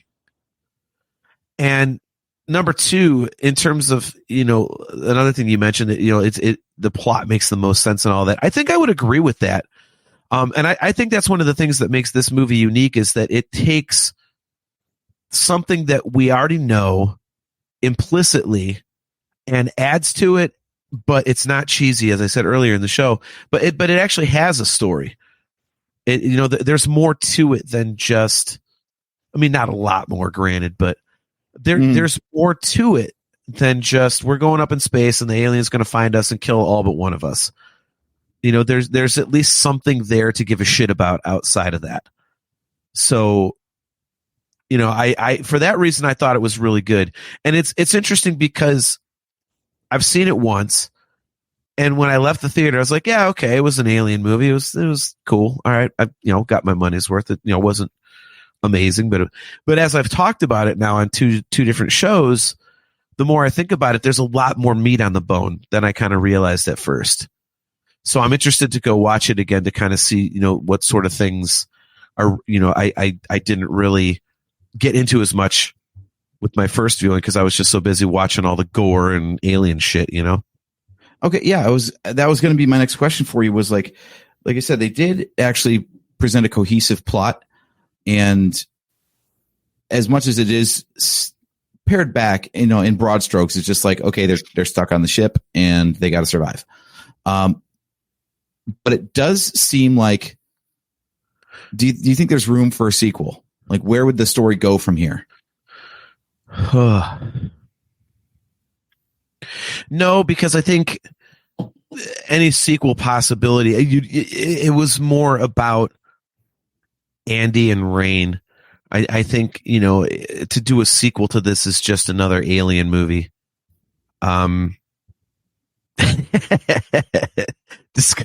Joseph Friend checking back in on this killer build. Do you fill in the gaps with sulfuric acid when you're done? Nice. We could try. Yeah. Just subscribe on Patreon. If we get enough Patreon money, I'll do that. Nice. That's a joke because Justin is one of our Patreon subscribers. So there you go. Yeah, I don't think there's really room for a sequel. Like with Prometheus, it was, you know, you knew that it was, you know, this is kind of like this is the backstory. You know, this is a multi-movie thing. We're going to explain what happened, this, that, and the other. With this, it stands on its own, and I don't know what else you could do. Yeah, if there's anything that's kind of a bummer about this movie, I think it's exactly that. Like they gave us like our best alien movie since 1986, and there's nowhere to go. Yeah, but in a way, it's like, I mean, how much more can you get out of this franchise? Again, the only thing they really haven't done is actually show them get the damn thing to Earth. And then do we want to see it running around Earth? I mean, well, okay. So the way they were planning on doing a trilogy of what they call the Prometheus trilogy, right? There was supposed to be a third movie that talked about David some more and really brought it up to Alien. I mean, Ridley Scott's still involved with all this stuff. Do you think that they could make a sequel to this and kind of work whatever ideas they were going to do, that third David movie, into a sequel to this? Because I feel like this storyline, these details about the company are separate enough that Aliens does not sufficiently follow up this movie. Aliens is just like, well, we're just going to follow the protagonist of the first movie, not the villain of the first movie. So you got the little Ellen Ripley branch, and now you've got the everything else branch. Do you think that would work? Not really. I just think that the Prometheus thing has to be before Alien, and so you can't really do that with this. I mean, really, excuse me. The only thing that I think you can really do with the Alien franchise at this point is kind of almost like another prequel type idea, is kind of tell the story of the colony on LV 426, kind of pull a Rogue One where you're like, okay, well, how, Star Wars starts out and says, oh, they got the Death Star plans. Like, and then Rogue One's like, hey, here's how they did that. Well, buddy, have I got a movie for you then? A movie for me? It's called Aliens, the director's cut. No. I mean, it shows the colony before it got overrun. I've watched it. I own it. I know. But what I'm saying is, it doesn't show the colony before it's overrun. It's only like showing the parents out in the desert and crap or whatever. Yeah, it shows them bringing back the stuff that ends up wrecking it all. Well, yeah, but I'm talking about like a full-on movie. Because they on Audible, go to audibletrial.com/NHC for your 30-day trial. They have a bunch of like alien kind of like audio dramas, and one of them is about the colony. It's basically like what the events leading up to Aliens, and it's really, really good. It's really, really good. So I think that's really the only place they can kind of go, because it's really the only uncharted original territory they can get to. Otherwise, it's just everything there is to know about the aliens, pretty much. So it's just putting them in a different place. Like, oh, they finally made it to Earth, and now they're weaponizing them. Like, okay, like, do we really need to see that? I mean, it's the one thing we haven't seen. Again, I just think that would be kind of shitty. Just friend, great plug there, JT. Well, if people want to check it out, they can do it for free, right? Dynamite drop in, Monty. Yeah. Joe says, Prometheus hype. Sorry about that. What the hell's wrong with my voice?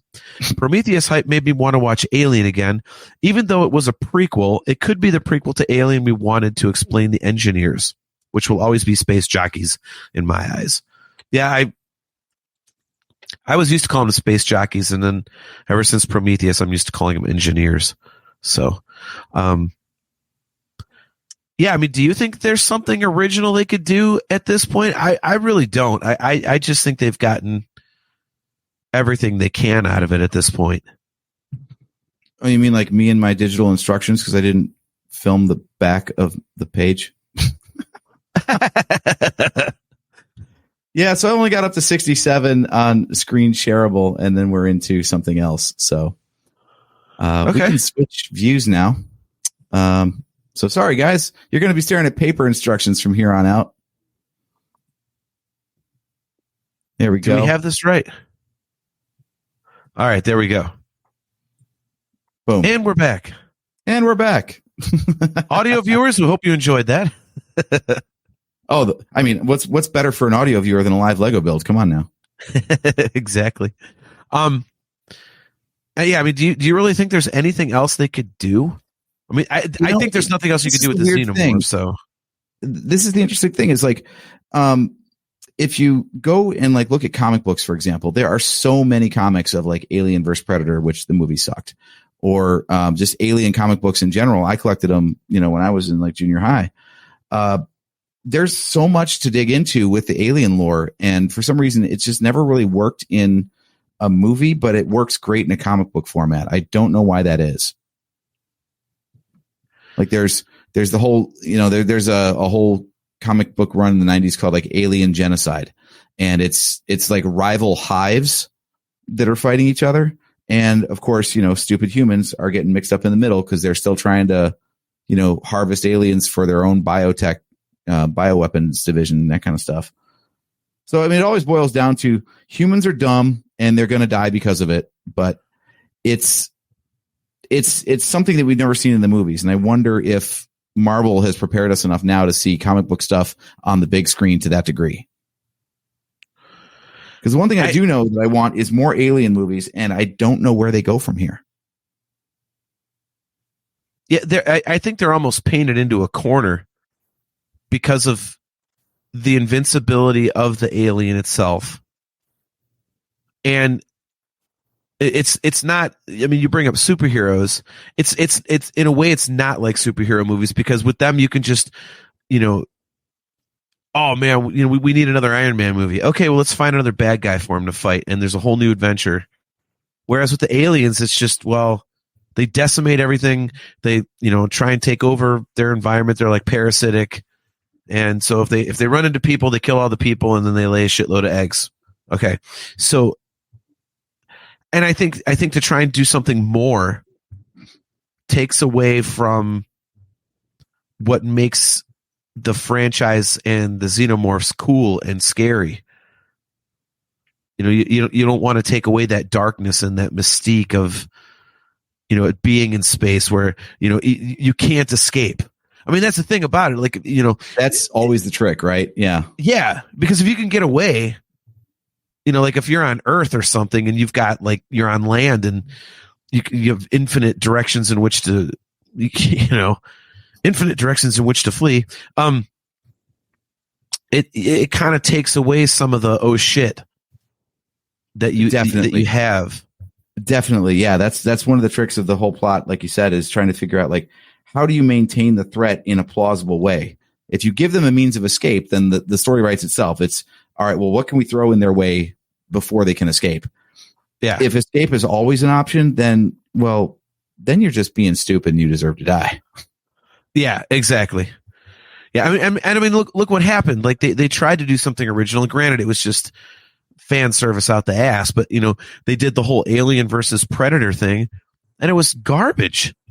I mean, it was just pure garbage. Isn't it incredible, by the way? It seems like that should be an easy movie to write because it should just be a throwdown, and it just sucked. Yeah. It's amazing. Like, they just couldn't figure out, like, why would these critters be fighting? Like, it doesn't really matter, dude. You're overthinking it. Yeah.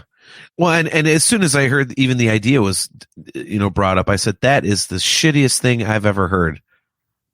And then when it was a reality, I was like, I'm not going anywhere near this. Yeah, but again, it has a rich history in comics of being successful. So I could totally see why they thought it would work. But then I don't know. It's astounding. We did this whole episode again about franchises worse than you remember. And you're like, how could they just not get this right for so many efforts? Like this movie, it's a simple formula. It's like, yeah, don't overthink it, stupid. It's really not that difficult. Well, I mean, but people who don't know what the hell is going on, you trap them in a something with an alien, and then you watch them try to not die. It's okay, really simple. Okay, but you just nailed it right there. What else are you going to do past that? You can't just do that every movie. It's going to be the same damn movie over and over again. At that point, it becomes like like Saw, but not as cool. Like the whole thing of Saw, you say, well, how can they keep making these goddamn movies? All it is this guy like, I want to play a game. And then people getting carved up in weird ways. Well, that's become the whole thing. Just people getting absolutely ripped apart in the weirdest ways you could possibly think of. With the Xenomorph, the only thing they could do is they've got acid for blood and their little mouth, the little penis mouth is going to come out of the big mouth and kill you. Like, okay, so I mean, it's not like you're gonna have like original deaths or something. And if you start adding more shit to it, like outside of face huggers and all this other stuff, then you dilute it and it becomes dumb. So there's really not much more to do with it, unfortunately. True, but as we're sitting here saying this, though, if they announce another Alien movie, are you going? Hell yeah, I'm going. Because I like the franchise enough.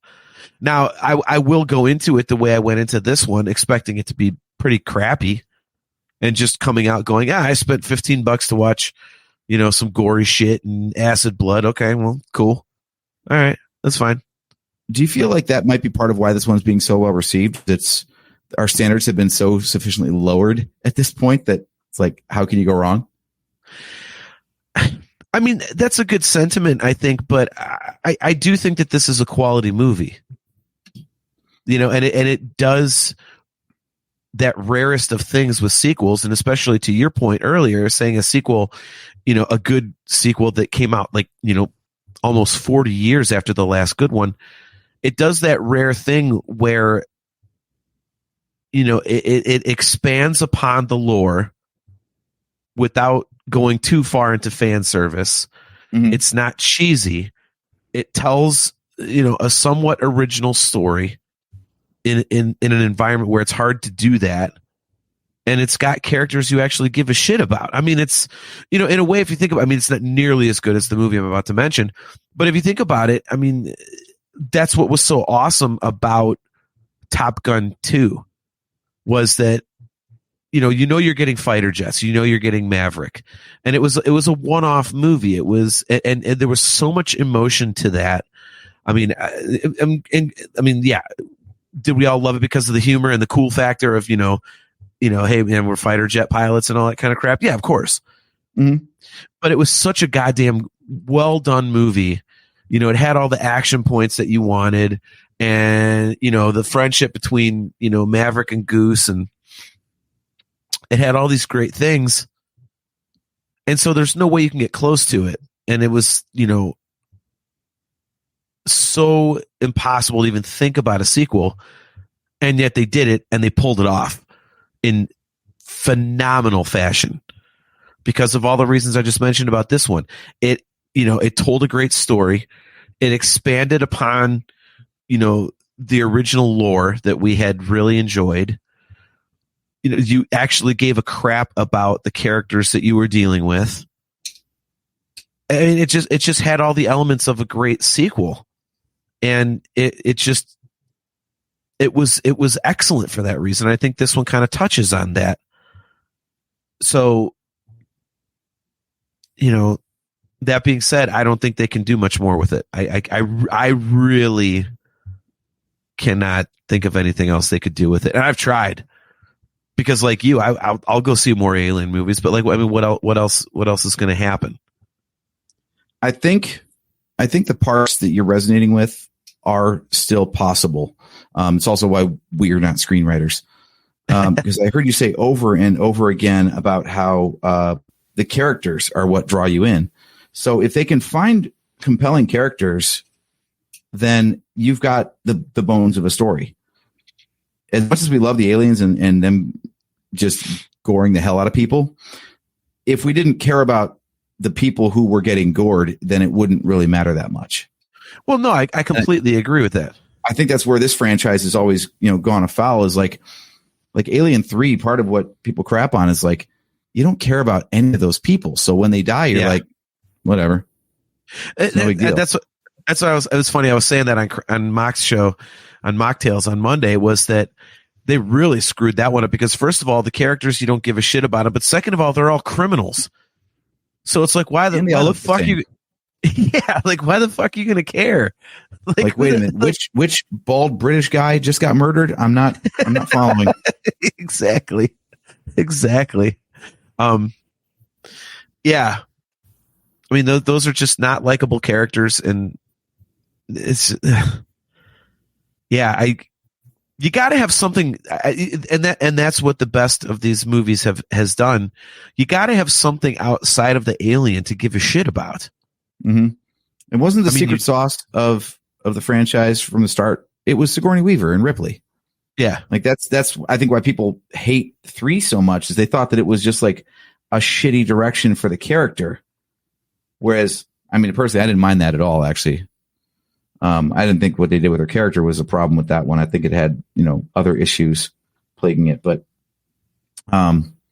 based on that and the fact that we do like the characters that they've set up in this movie, I feel like you could find some way to write a story where they face each other again. Maybe they get to the next planet and, oh shit, there's aliens on it. Yeah, but then where do you go from there? I don't know. Let's get that movie first and then worry about it. Right. But you are right though. Like there's this compulsion. I think one thing we just have to brace ourselves for is that based on the success of this movie, we're absolutely getting a sequel. They finally figured out how to write a successful alien movie. They're not just going to one and done it. Maybe. I mean, sometimes they do leave this stuff alone. I mean, that's just not the studio system that we live in. But all right, so Florida Fish Ori. Yeah, good to see you, man. Thanks for tuning in. Says nothing wrong with Alien 3. It was a very good Alien movie. I'm going to completely disagree with you, and I think most people would as well. Unfortunately, But I would like to hear more. Like, what makes a very good Alien movie that you think Alien 3 hit the mark? Yeah, please expound on that, because I know one of my good buddies actually is a huge Alien fan, and that is to him by far the weakest of the entire franchise. And I can't even say that it's the weakest solely because it comes on the back of Alien and Aliens. I mean, I just think all around it just misses the mark. It's, I mean, it's got the creep factor, I guess, because it's in that prison. So it kind of takes it out of the space environment in a way. So still trapped. Yeah. But I mean, look at that. You're the first time in the whole build, you're using the tool, the remover tool. Yeah. I got that backwards. All right. Well, there you go. Yeah. I mean, it's got the creep factor because of that, and that changes it up a little bit. But I just, man, I know when I saw that in the theater, I left it. I was like, yeah, that's not nearly as good as the other ones. But again, at that point where we kind of in that mode of, well, we've seen this before. What more can you do? Mm-hmm. So, who knows? Yeah, I mean. Yeah. While we wait for Florida Fish to give us his reasoning on why he enjoys Alien 3, which would be awesome. Always good to have people provide us with conversation topics. Yeah, I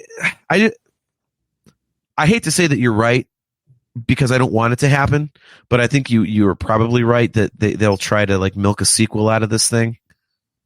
I just don't see how. I really don't. I mean, it's, again, you've got Andy and Rain. So I mean, what would they do? Just have it kind of be like, a rehash of Ripley in Aliens, where somehow they encounter people that are trying to mess with the aliens somehow. And they're like, no, don't. Those things will rip you apart. They suck. And then of course they don't get listened to and then get proven right. Yeah, exactly. See, I feel like I warned you, didn't I? Oh, it's just a harmless little xenomorph. It's just a little bunny. It's just a harmless little facehugger. But I feel like that's like $1 million idea. If you could somehow figure out a good story that actually makes sense in a sequel format for something like this, I mean, I think it would be a moneymaker. There's just nowhere else to go. There just isn't. I mean, again, I've tried to, because I really want it to happen, and I haven't come up with a damn thing. So, man, striking out all over the place here. Are you having a hard time? What are you doing? There we go. You got all the way to the end, and I'll tell you what, man. I mean, you've seen these instructions all night. They're not exactly the clearest. Yeah, true. They're kind of crammed in, and so just getting some alignments wrong until, I don't know. They tend to like flip things around, and then I'm not like looking at it from the right angle. But hey, we're getting there. Okay. It's cool. Now, Florida Fish, you can't turn the question around on us. That's not fair. He says, let me ask you, what did it do wrong? It didn't give you what you wanted because it kills off Newton Hicks. It strips you of what you wanted. Enforces how nasty the alien contagion is. Movie has pacing. Expands upon the alien. Also atmosphere. All right, so expands upon the alien, meaning the whole dog thing. Like it kind of took after its host. Okay. I'll give you that. I could see that. To me, I'll be honest, that had to be explained to me, because when I watched the movie the first several times, I just thought it was a normal alien. I just figured they could run on the walls and shit like that. They were like athletic, because you never really saw them getting around. I think they did that in Aliens, didn't they? Yeah, but it was kind of like slower. So to me, I just assumed that was something they could do, because I mean, let's face it. We were told all the time that they get around in the ducts. So it's like, okay, well, I figured that's something that they could do. It didn't give me what I wanted because it kills off Newt and Hicks. I didn't mind that. I mean, you got to kind of assume that those sorts of things would happen. So that never really bothered me. I thought there was really not really a great way to handle that, Florida, because if you think about it, like if you show them on screen and then they get wiped out within seconds, it would for the first in that movie, then it kind of like defeats how badass they were to get out of the predicament they were in the previous movie. So to just kill them off the way that they were killed off, I can see that. It strips me of what I wanted. I just wanted a cool alien movie, and I think what it was for me, Florida, was that it just started getting. It was just kind of like it was a rehash. It was too much of a, I've already seen this type of vibe. And, as we were mentioning earlier, the characters weren't particularly likable. I didn't really give a shit about them. And in an alien movie, they're not the focus. I get that. But I think you have to have some sort of stakes to say like, well, oh man, I don't want that person to die, or, oh man, like I hope that person, makes it through to the end and all this kind of stuff. Mm-hmm. And I didn't have that. It was, the characters themselves, but again, also, as I mentioned earlier, like they're criminals too. So it'd be like setting a movie, in a prison with a whole bunch of murderers who are pieces of shit, and you're like, oh man, I feel for them. So yeah, it just didn't do it for me. I was just kind of like, eh. See, and I don't know what they could have done with Hicks and Newt in that movie, but to off them in the credits, it's just literally saying like, you know what, screw the last movie. Well, that doesn't even matter. Like we're just getting rid of them. See, I think there's only two things that you could do, and I'll see if Florida agrees. Although I will say the autopsy scene was pretty affecting. Yes, yes, completely. I think there was only two things that you could have done there: handle it exactly as they did, or have Newt and Hicks be the protagonists again and last most of the movie, if not all of the movie again, or at least one of them. I think that could have worked, actually. Well, I think it could too. The reason I bring it up, and again, this is probably not the best example, because this is a franchise where everything basically went to shit after the third movie. But the fourth Nightmare on Elm Street movie, Dream Master, I think it's called. Yeah, Dream Master and Dream Child, I think, was the fifth one. In any case, the fourth Nightmare on Elm Street, the characters that survived at the end of the third Nightmare on Elm Street, they killed them off basically within like the first 5-10 minutes of the next movie. And it just completely cheapened them, because you're going, well, wait a minute. If they're so badass, they beat Freddy, now all of a sudden they're just, it's kind of like in Revenge of the Sith, our one complaint is when, the Jedi, go to apprehend Palpatine and three of them croak within like 4 seconds. It's like, well, right. How fucking worthless are you? So I think just having Newt and Hicks in that third movie for like a minute would have sucked for that reason. So either you do what they did and off them in the credits, or you have them again be a major part of that story. Honestly, I think that would have made the movie better. So Florida, I mean, you're asking me like, what did it do wrong? I actually think it would have been a better idea to have Newt and Hicks stick around with Ripley. I think that would have made it a better movie. And because AJ, let's face it, that speaks to what we were talking about earlier about having characters that you give a shit about. Mm-hmm. You would have had them there, and you'd have been going, okay, well, like I care about these people. Like then I think when you juxtapose them against like the criminals and the dirtbags that were in the prison, then it's okay to have them just be cannon fodder and you not caring. Then they're just these like grimy bastards. You're like, okay, like if you die, cool. Yeah, that's a hard movie to make though, because think about that. If you've got like Newt, for example, in this all male penal colony, like, holy crap. I don't like where you're going with that. Well, that's exactly the point. Like, it was already rough enough. There was the attempted rape scene already. And, at least that's Ripley. And you're like, okay, that's a grown woman who can handle herself. But good God. I mean, they even said, like, Charles S. Dutton's character in that movie was a murderer and a rapist of children, I think. I think he actually said he's a child rapist. So, do we really want to see Newt there? What was his name in that movie? Charles S. Dutton, Alien 3 character name. What is with my Leonard Dillon? Okay.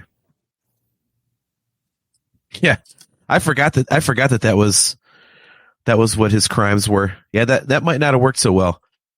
Or was it women? I think it was just women. I don't think he said children.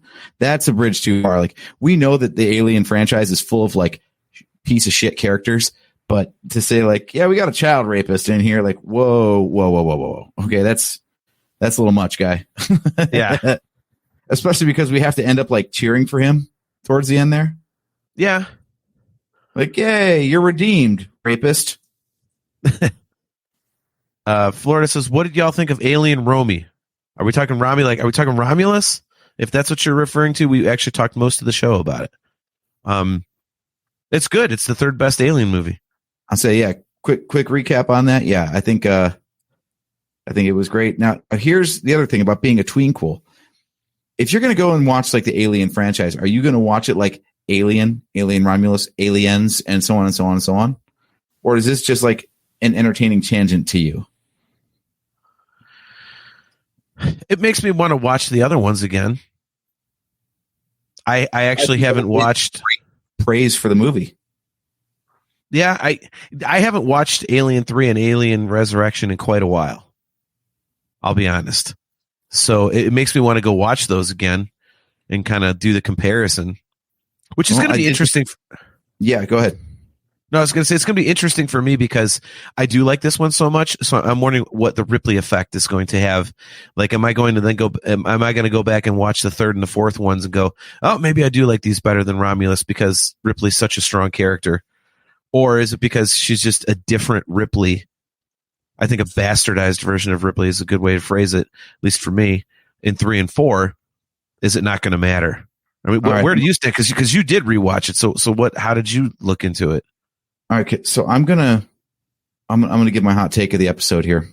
Okay. I think that as the quality of the movies declines, I think the quality of Ripley's character improves. How so? I think she's just there in the first one. Like, she's not really fleshed out in any way, shape, or form. I wasn't even sure what her job on the ship was until she had a little like squabble with Ash, being like, well, I'm the science officer and in fact, I can't even remember what her job title was, but yeah, she's not really the focus. She only ends up the focus because she's the only one left alive. She's the HVAC specialist. She works on the air conditioning. she's I don't know, maybe she's like finances or something. She's the accountant. Yeah. Human resources and accounting. That's why they're bitching about pay to her. And she's like, you'll get your shares. Like, okay. Thank you, Megan, in accounting. Yeah. Meanwhile, here's the company newsletter. But yeah, I don't know what her job was on the Nostromo at all. But that's the point. It didn't really matter. Like, you weren't really focused on her. You didn't know that it was her story. It was more the aliens' story. But what a cool little piece this is, huh? Yeah, it is. I mean, especially for an alien. That just works out awesome. John Phillips, thank you very much. He says warrant officer. Okay, so she makes sure that cherry pie gets played every once in a while.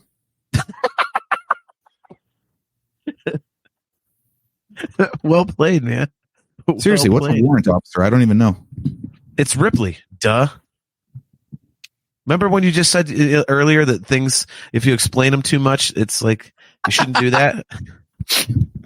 She's a warrant officer, damn it. That's all you need to know. What's a warrant officer? Hey, we don't need your whole backstory, okay? Just exactly. And she gets more important as the movies go on. I think that's interesting though, that you say that, her character gets better as the quality of the movies declines. Because I don't know how. So she's the focus of the second one because she's the survivor of the first one. So she's the only one who's clued into the shitstorm that they're going into. By the third one, you're like, okay, her entire life has been taken over by her encounter with this species. Yeah. So like it builds and that makes more sense. So as much as people don't like the third one, at least like you understand at this point, you're like, good God, can this woman ever catch a break? Like she's lucky to escape the first time. She throws herself back in on the second time and then again barely escapes. And then finally it's like, Christ. Now she's got one inside her in the third one. So right. By the fourth one, and the fact she's a clone, she's like, yeah, I know all about these. This is by far not the first time I've dealt with this. I actually kind of like that part. I thought that was one of the highlights of Alien Resurrection was her whole, like, I don't give a shit attitude. Plus I'm kind of creepy now too, because I'm not entirely human. Yeah, I'll give you that. Okay. Like I say, I've got to go back and rewatch those because I gotta kind of see, how it looks, because I remember feeling like almost like the opposite of you. Like I almost felt like her character was a little bit watered down because I was an apologist for any of the movies. It's going to be Alien Resurrection. Actually, people shit on that one hard, and I'm like, I think there's some cool stuff in there. Plus, there's a couple of classic lines too. Like, I know everybody loves the "get away from her, you bitch," but I mean, I love the banter between the pirate crew where the dude in the wheelchair, after they find out Winona Ryder's an android, and Ron Perlman's like, can't believe I almost fucked it. He's like, yeah, like you never fucked a robot. I forgot about that. See, what's going to be cool with those two movies for me is it's going to be almost like coming at them from a completely fresh perspective because it's been so long since I watched them. So I think that's going to be fun. Kind of like, checking out these things with a fresh set of eyes, especially having so many more movies. Like, I mean, to be honest, I haven't watched them since, Prometheus and Covenant came out and this one. So it's been, man, so many years. So it'll be interesting to have that extra context. I would be curious to know. I mean, of course, Disney Plus is never going to share these numbers, but I wonder exactly how many downloads and views are getting, or Hulu's getting for all the previous installments in the franchise. Because I had to refresh my memory like you, but also like I liked this movie so much, I wanted to go back and watch the other ones. Then these are on Disney Plus. They're on Hulu actually. Sorry. Oh, Hulu. I was going to say. I was like, holy crap. US. Now, for like Kale, for example, or anybody international, it might be Disney Plus because Disney Plus kind of gets like everything. This almost sounds like we're segueing into a NordVPN ad, but we're not. But yeah, Hulu doesn't really exist outside the US. Disney Plus just gets everything. Okay. All right, here we go. Florida Fish, he says, my least favorite is Alien Covenant. I hate that movie. Oh, and John Phillips, real quick. John Phillips says, if I remember correctly, she was head of security or protocol. I think that kind of jogs my memory, John. I think you're right there because she was the one talking about like don't let him back on the ship when the face hugger was attached to him and stuff like that. Yeah, and Ash let him in. I think that's another trope that goes unspoken in these movies is there's always one smart person who goes, no, we're not letting him back on the ship. And someone else goes, but they've got this thing. They're going to die. I'm like, yeah, that's exactly what quarantine is about, stupid. Yeah. Let them die. What the hell is that thing? It's obviously they're dying of some infectious disease that we don't know anything about. Let them on the ship. Like, no, that's exactly why you don't let them on the ship. Wouldn't you just like off that person? Like, all right, well, leave him out there for like, can I at least talk to you about this face to face? Just march your ass across the ship for 30 seconds. Be like, all right, look, dude. And then pull out your gun or your blaster and just like off him. And then go into the comm and be like, you're not getting on the fucking ship. Go away. That was actually one of my favorite moments. One of the smartest moments of Prometheus, having just watched it, is like one of the guys gets infected and they don't know what the hell it is. So he marches up like to the loading dock of the ship, and Charlize Theron's character is right there with a flamethrower, and he's like, "Yeah, torch me. Yeah, kill me now. I'm not going to survive this. Just kill me now before I do something to anyone else." Yeah, it's like, yes, finally, someone who's smart. Wouldn't it be awesome to just have like one of these movies where everyone is smart, like Acid for Blood? Oh shit! Like we're going away from here. Like let's or have somebody saying like, yeah, we're not going to try and weaponize this. We just need to murder every single one of them. Instead of the whole, we can make a weapon out of it. Like, okay. I think that's been done in the comics. I think that's one of the storylines is like they find the aliens' homeworld, and they're like, you know what? Yeah, this species is too dangerous to live. Let's wipe them out. And of course, they can't. They don't. Yeah, of course. And hilarity ensues. Right. Yeah. Back to Florida's comment real quick about his least favorite being Alien Covenant. He says he hates that movie. I don't hate that movie. I think it's forgettable. It had some cool deaths in it. I mean, which is really kind of what I sign up for when I watch these movies. But I think Prometheus, while it was confusing to me, I thought it was a very, very strong movie. Covenant was okay. I don't think it was a great follow up. But it does have that open-ended, kind of, okay, now what's going to happen thing. So I hope they do a third one, because I would like to see how it all plays out. That was the whole kind of point of, the whole trilogy thing. For me, it was confusing in like the bad way. I didn't have a hard time following it. I just didn't think that the decisions made by the characters made any damn sense. Yeah, I would agree with that. All right, so Kale says Australia does have Alien on Disney Plus, but it's only the theatrical versions. I'll give you my Amazon login, Kale. You can watch the Alien Director's Cut or Aliens. Alien Director's Cut. That's my problem too. I got the same issue. Yeah. Florida Fish says, I would love to see an Alien movie where they bring the Red Hive aliens. Okay, now I have no idea what that. I think that's getting into alien genocide.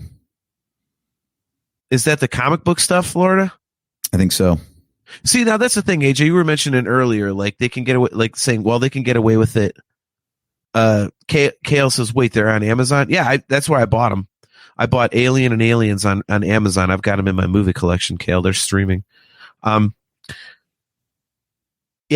I mean, AJ, you were saying earlier that there's a whole bunch more stories in comic books than there are in the movies and whatnot. But I think you can get away with a lot more in comic books because, I mean, look at the Marvel stuff. Look at some of the Marvel characters that are out there. That there's no way that you could ever put on screen. It's some of it is like just unwatchable, man. Like I'm looking at like Armless Tiger Man, Bi Beast, Big Wheel. Look at these. I mean, it's the Brothers Grimm, Butterball. You got Butterball. What is Butterball? I don't even want to know. I mean, if it's not a murderous Thanksgiving turkey, then I don't know what they're doing. Yeah. So I mean, yeah, you can get away with a lot of stuff in a comic book that absolutely will not work in live action, because in a comic book, it's going to be as ridiculous as all holy get out.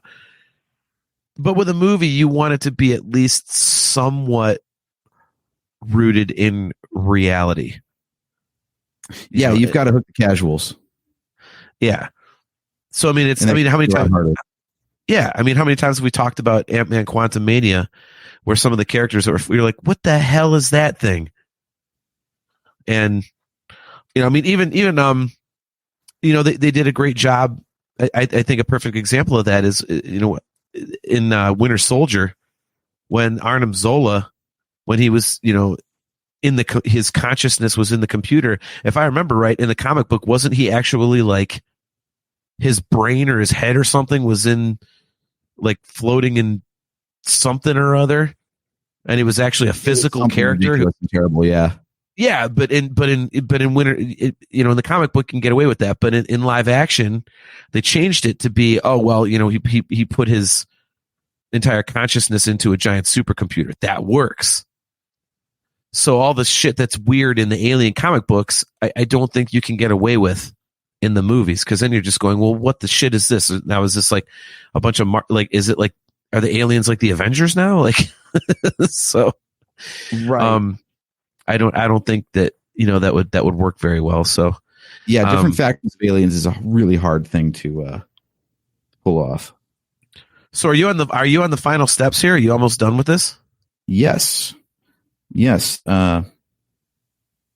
fighting me. You see, aliens are tough to kill. They're also tough to build. It's a pretty interesting build. Right here. Okay.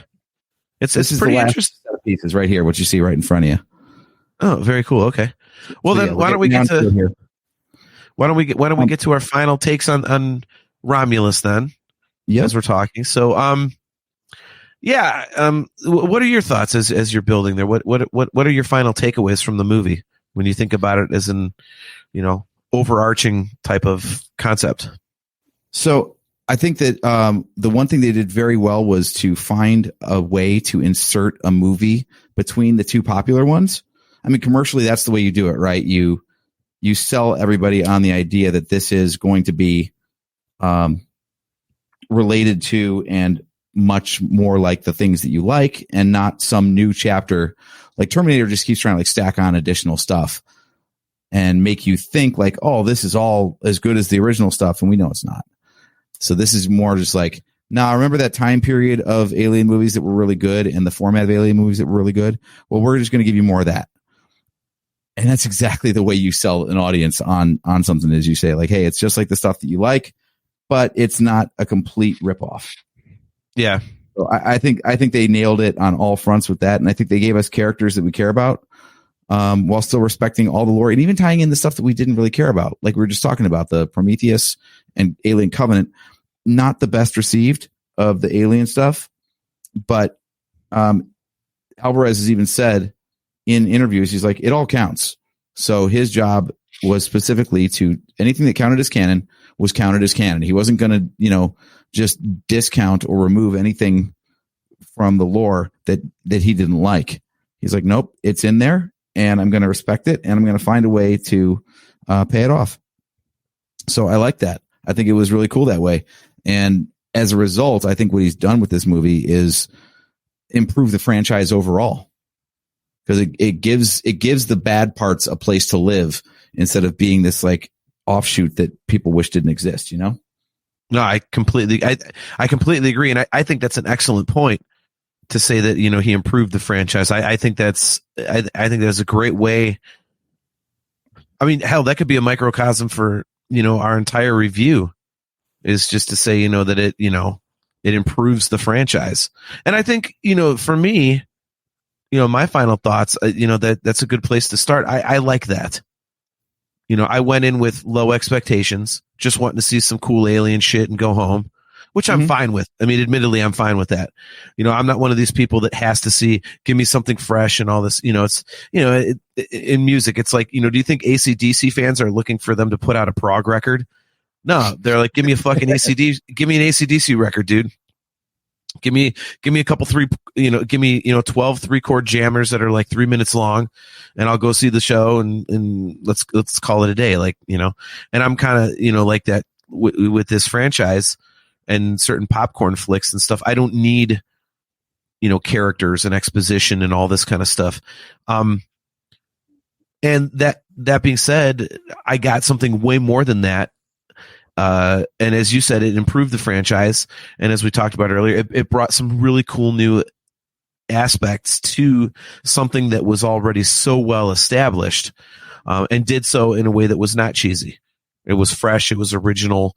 It made sense, I think it's the most important thing. The things that they added made sense. It wasn't, it didn't feel like it was shoehorned in there.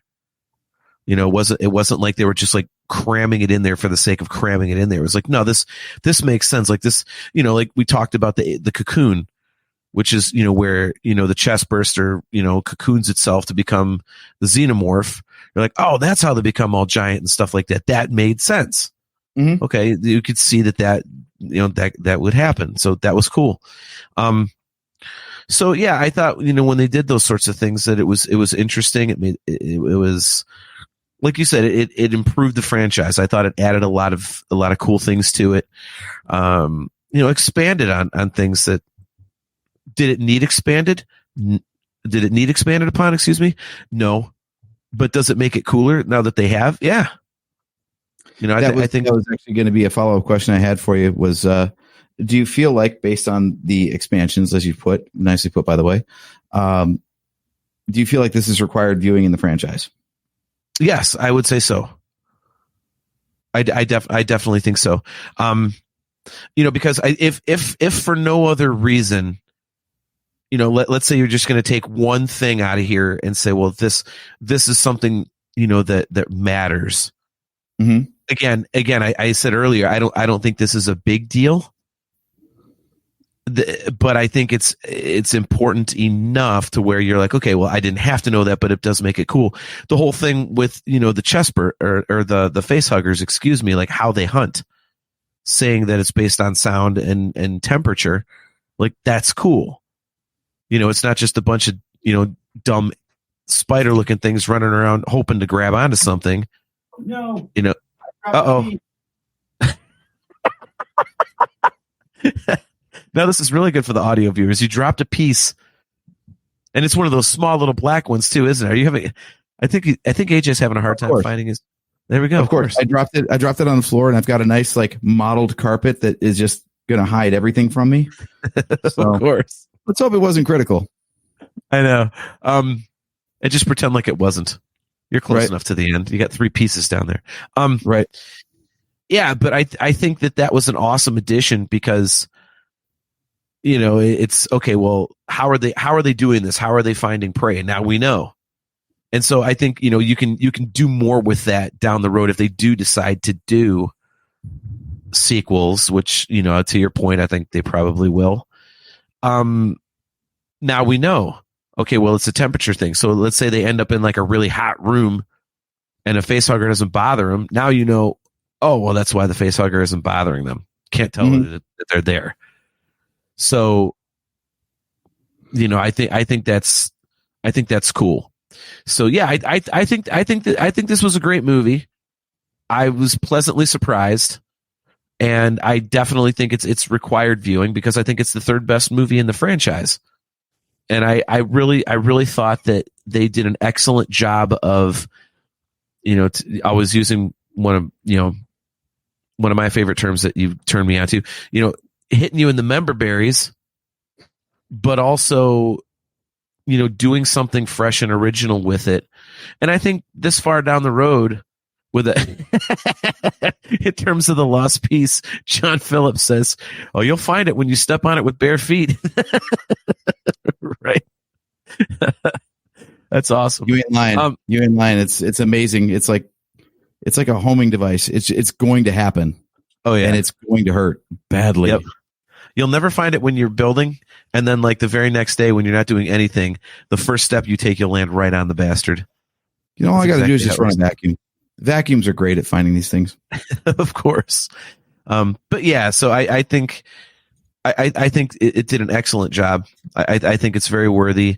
I was very pleasantly surprised, and I think Fede Alvarez deserves a ton of credit for pulling off a very difficult feat, which is to make an excellent sequel to something where the last movie was 40 years ago.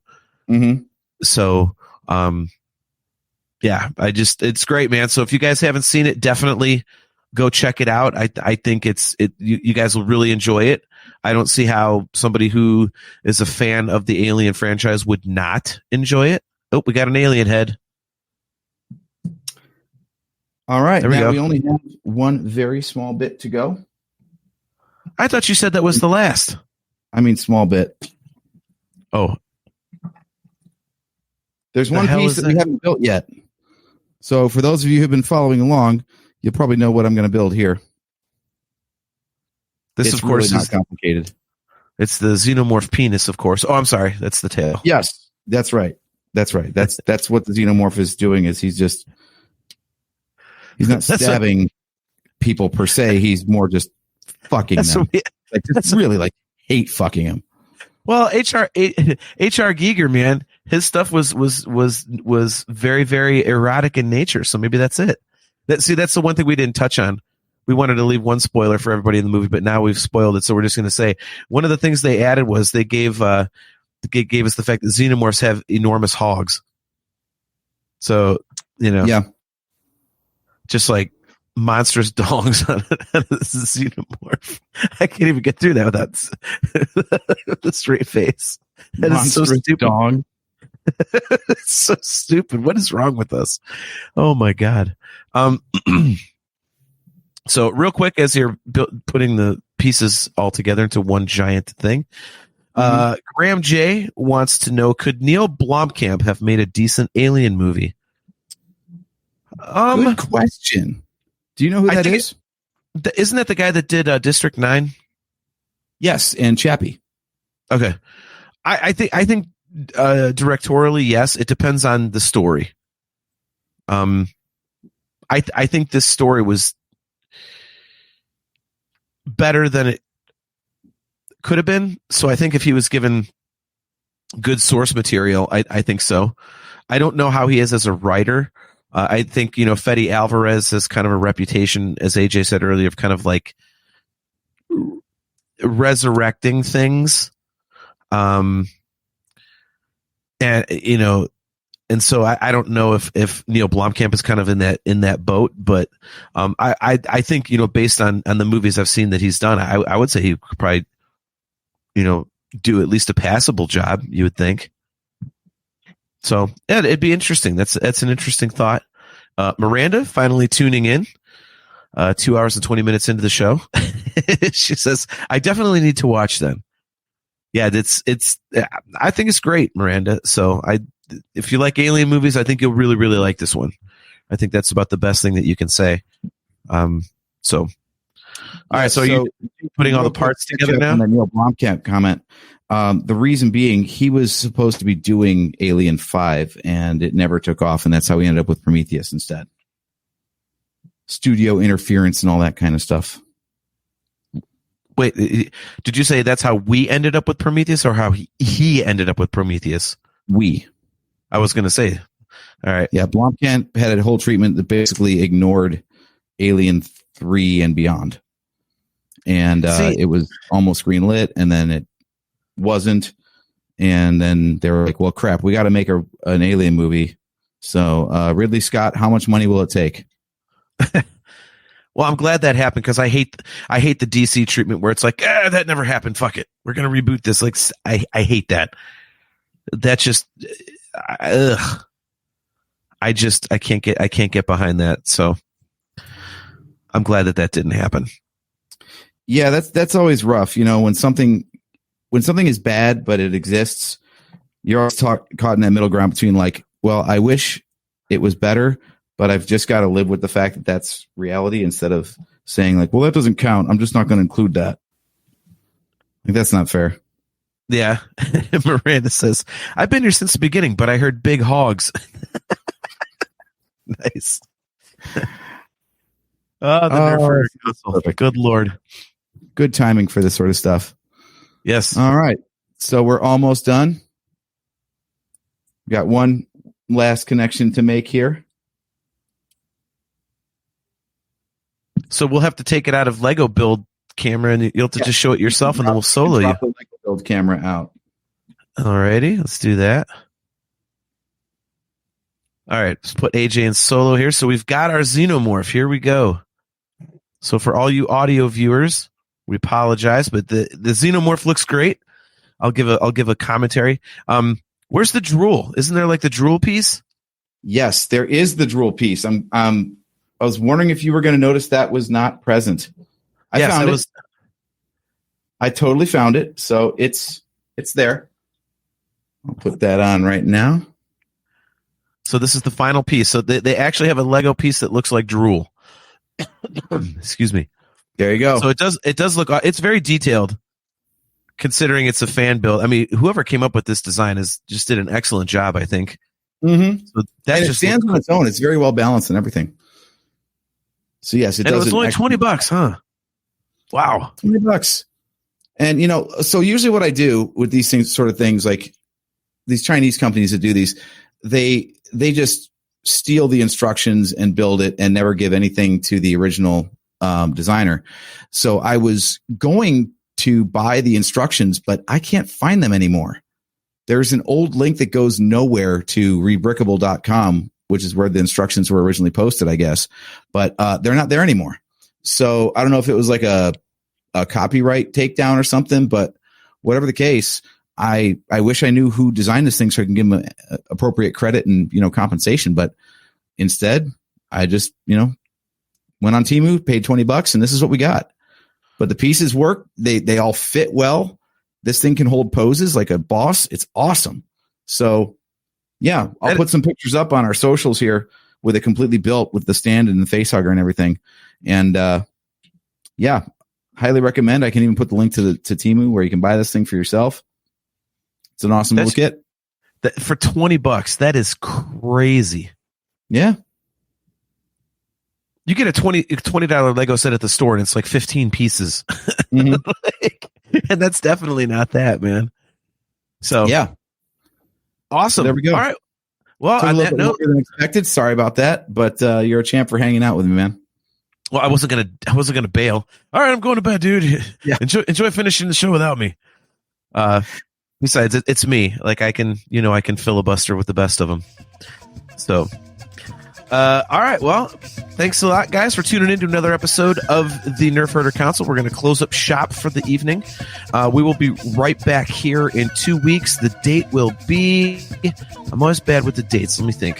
31st, 1st, 2nd, 3rd. It'll be the 10th. 10th. Is it the 10th? Okay. No, the 11th. There we go. Yeah. 3 days after the Browns game. Yeah, so it'll be Wednesday, September 11th. Ooh, wow. We'll be doing a show on 9/11. We'll be doing a show on 9/11. Excuse me, at 8 p.m. Eastern Standard Time. So jump back in for that. Want to thank everybody in the chat. You guys always make the show go. Our very good friend Kale McLeish and our good friends, Kale McLeish and Chastity Crawley. Great to see you. John Phillips, Florida Fish Ori. We had Graham J in here. Good to see you, man. Miranda, always good to see you as well. Discuss Metal Joe, Joseph Wren.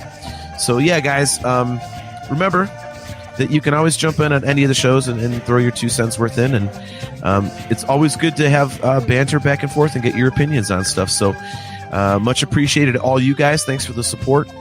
Guys, once again, we are brought to you by Audible. Go to audibletrial.com/NHC for your 30-day trial and a free audiobook download. And as I did mention in the broadcast, there are some excellent alien audio dramas on Audible that you can get. One of them actually does tell the story of the colony on LV-426 before aliens happened, so that one's very interesting. You can check that out. If you would like to get customizable Nerf Herder Council swag, just go to shop.nerfherdercouncil.com.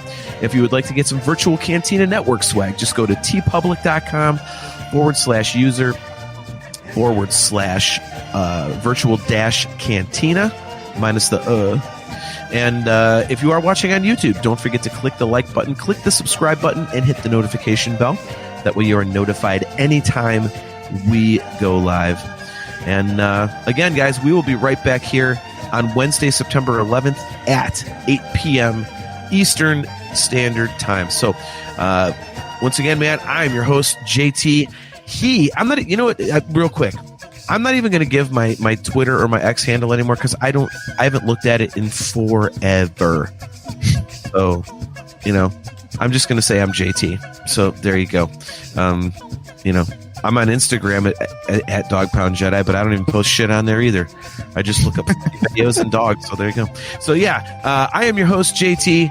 AJ, go ahead and do your thing. Yeah, I'm at Drake Adams 579, but you can still tweet at us at NHC Podcast. I do have that hooked up. So yeah, you can reach us there just fine. All the other socials as well. You can find us on Patreon. You can find us. I did actually even confirm that we do still have our TikTok handle, even though there's nothing on that channel whatsoever because we don't talk to books.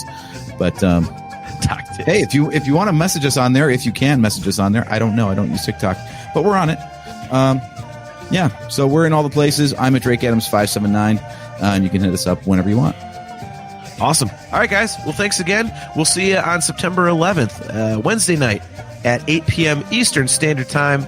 And, we'll catch you next time. See ya.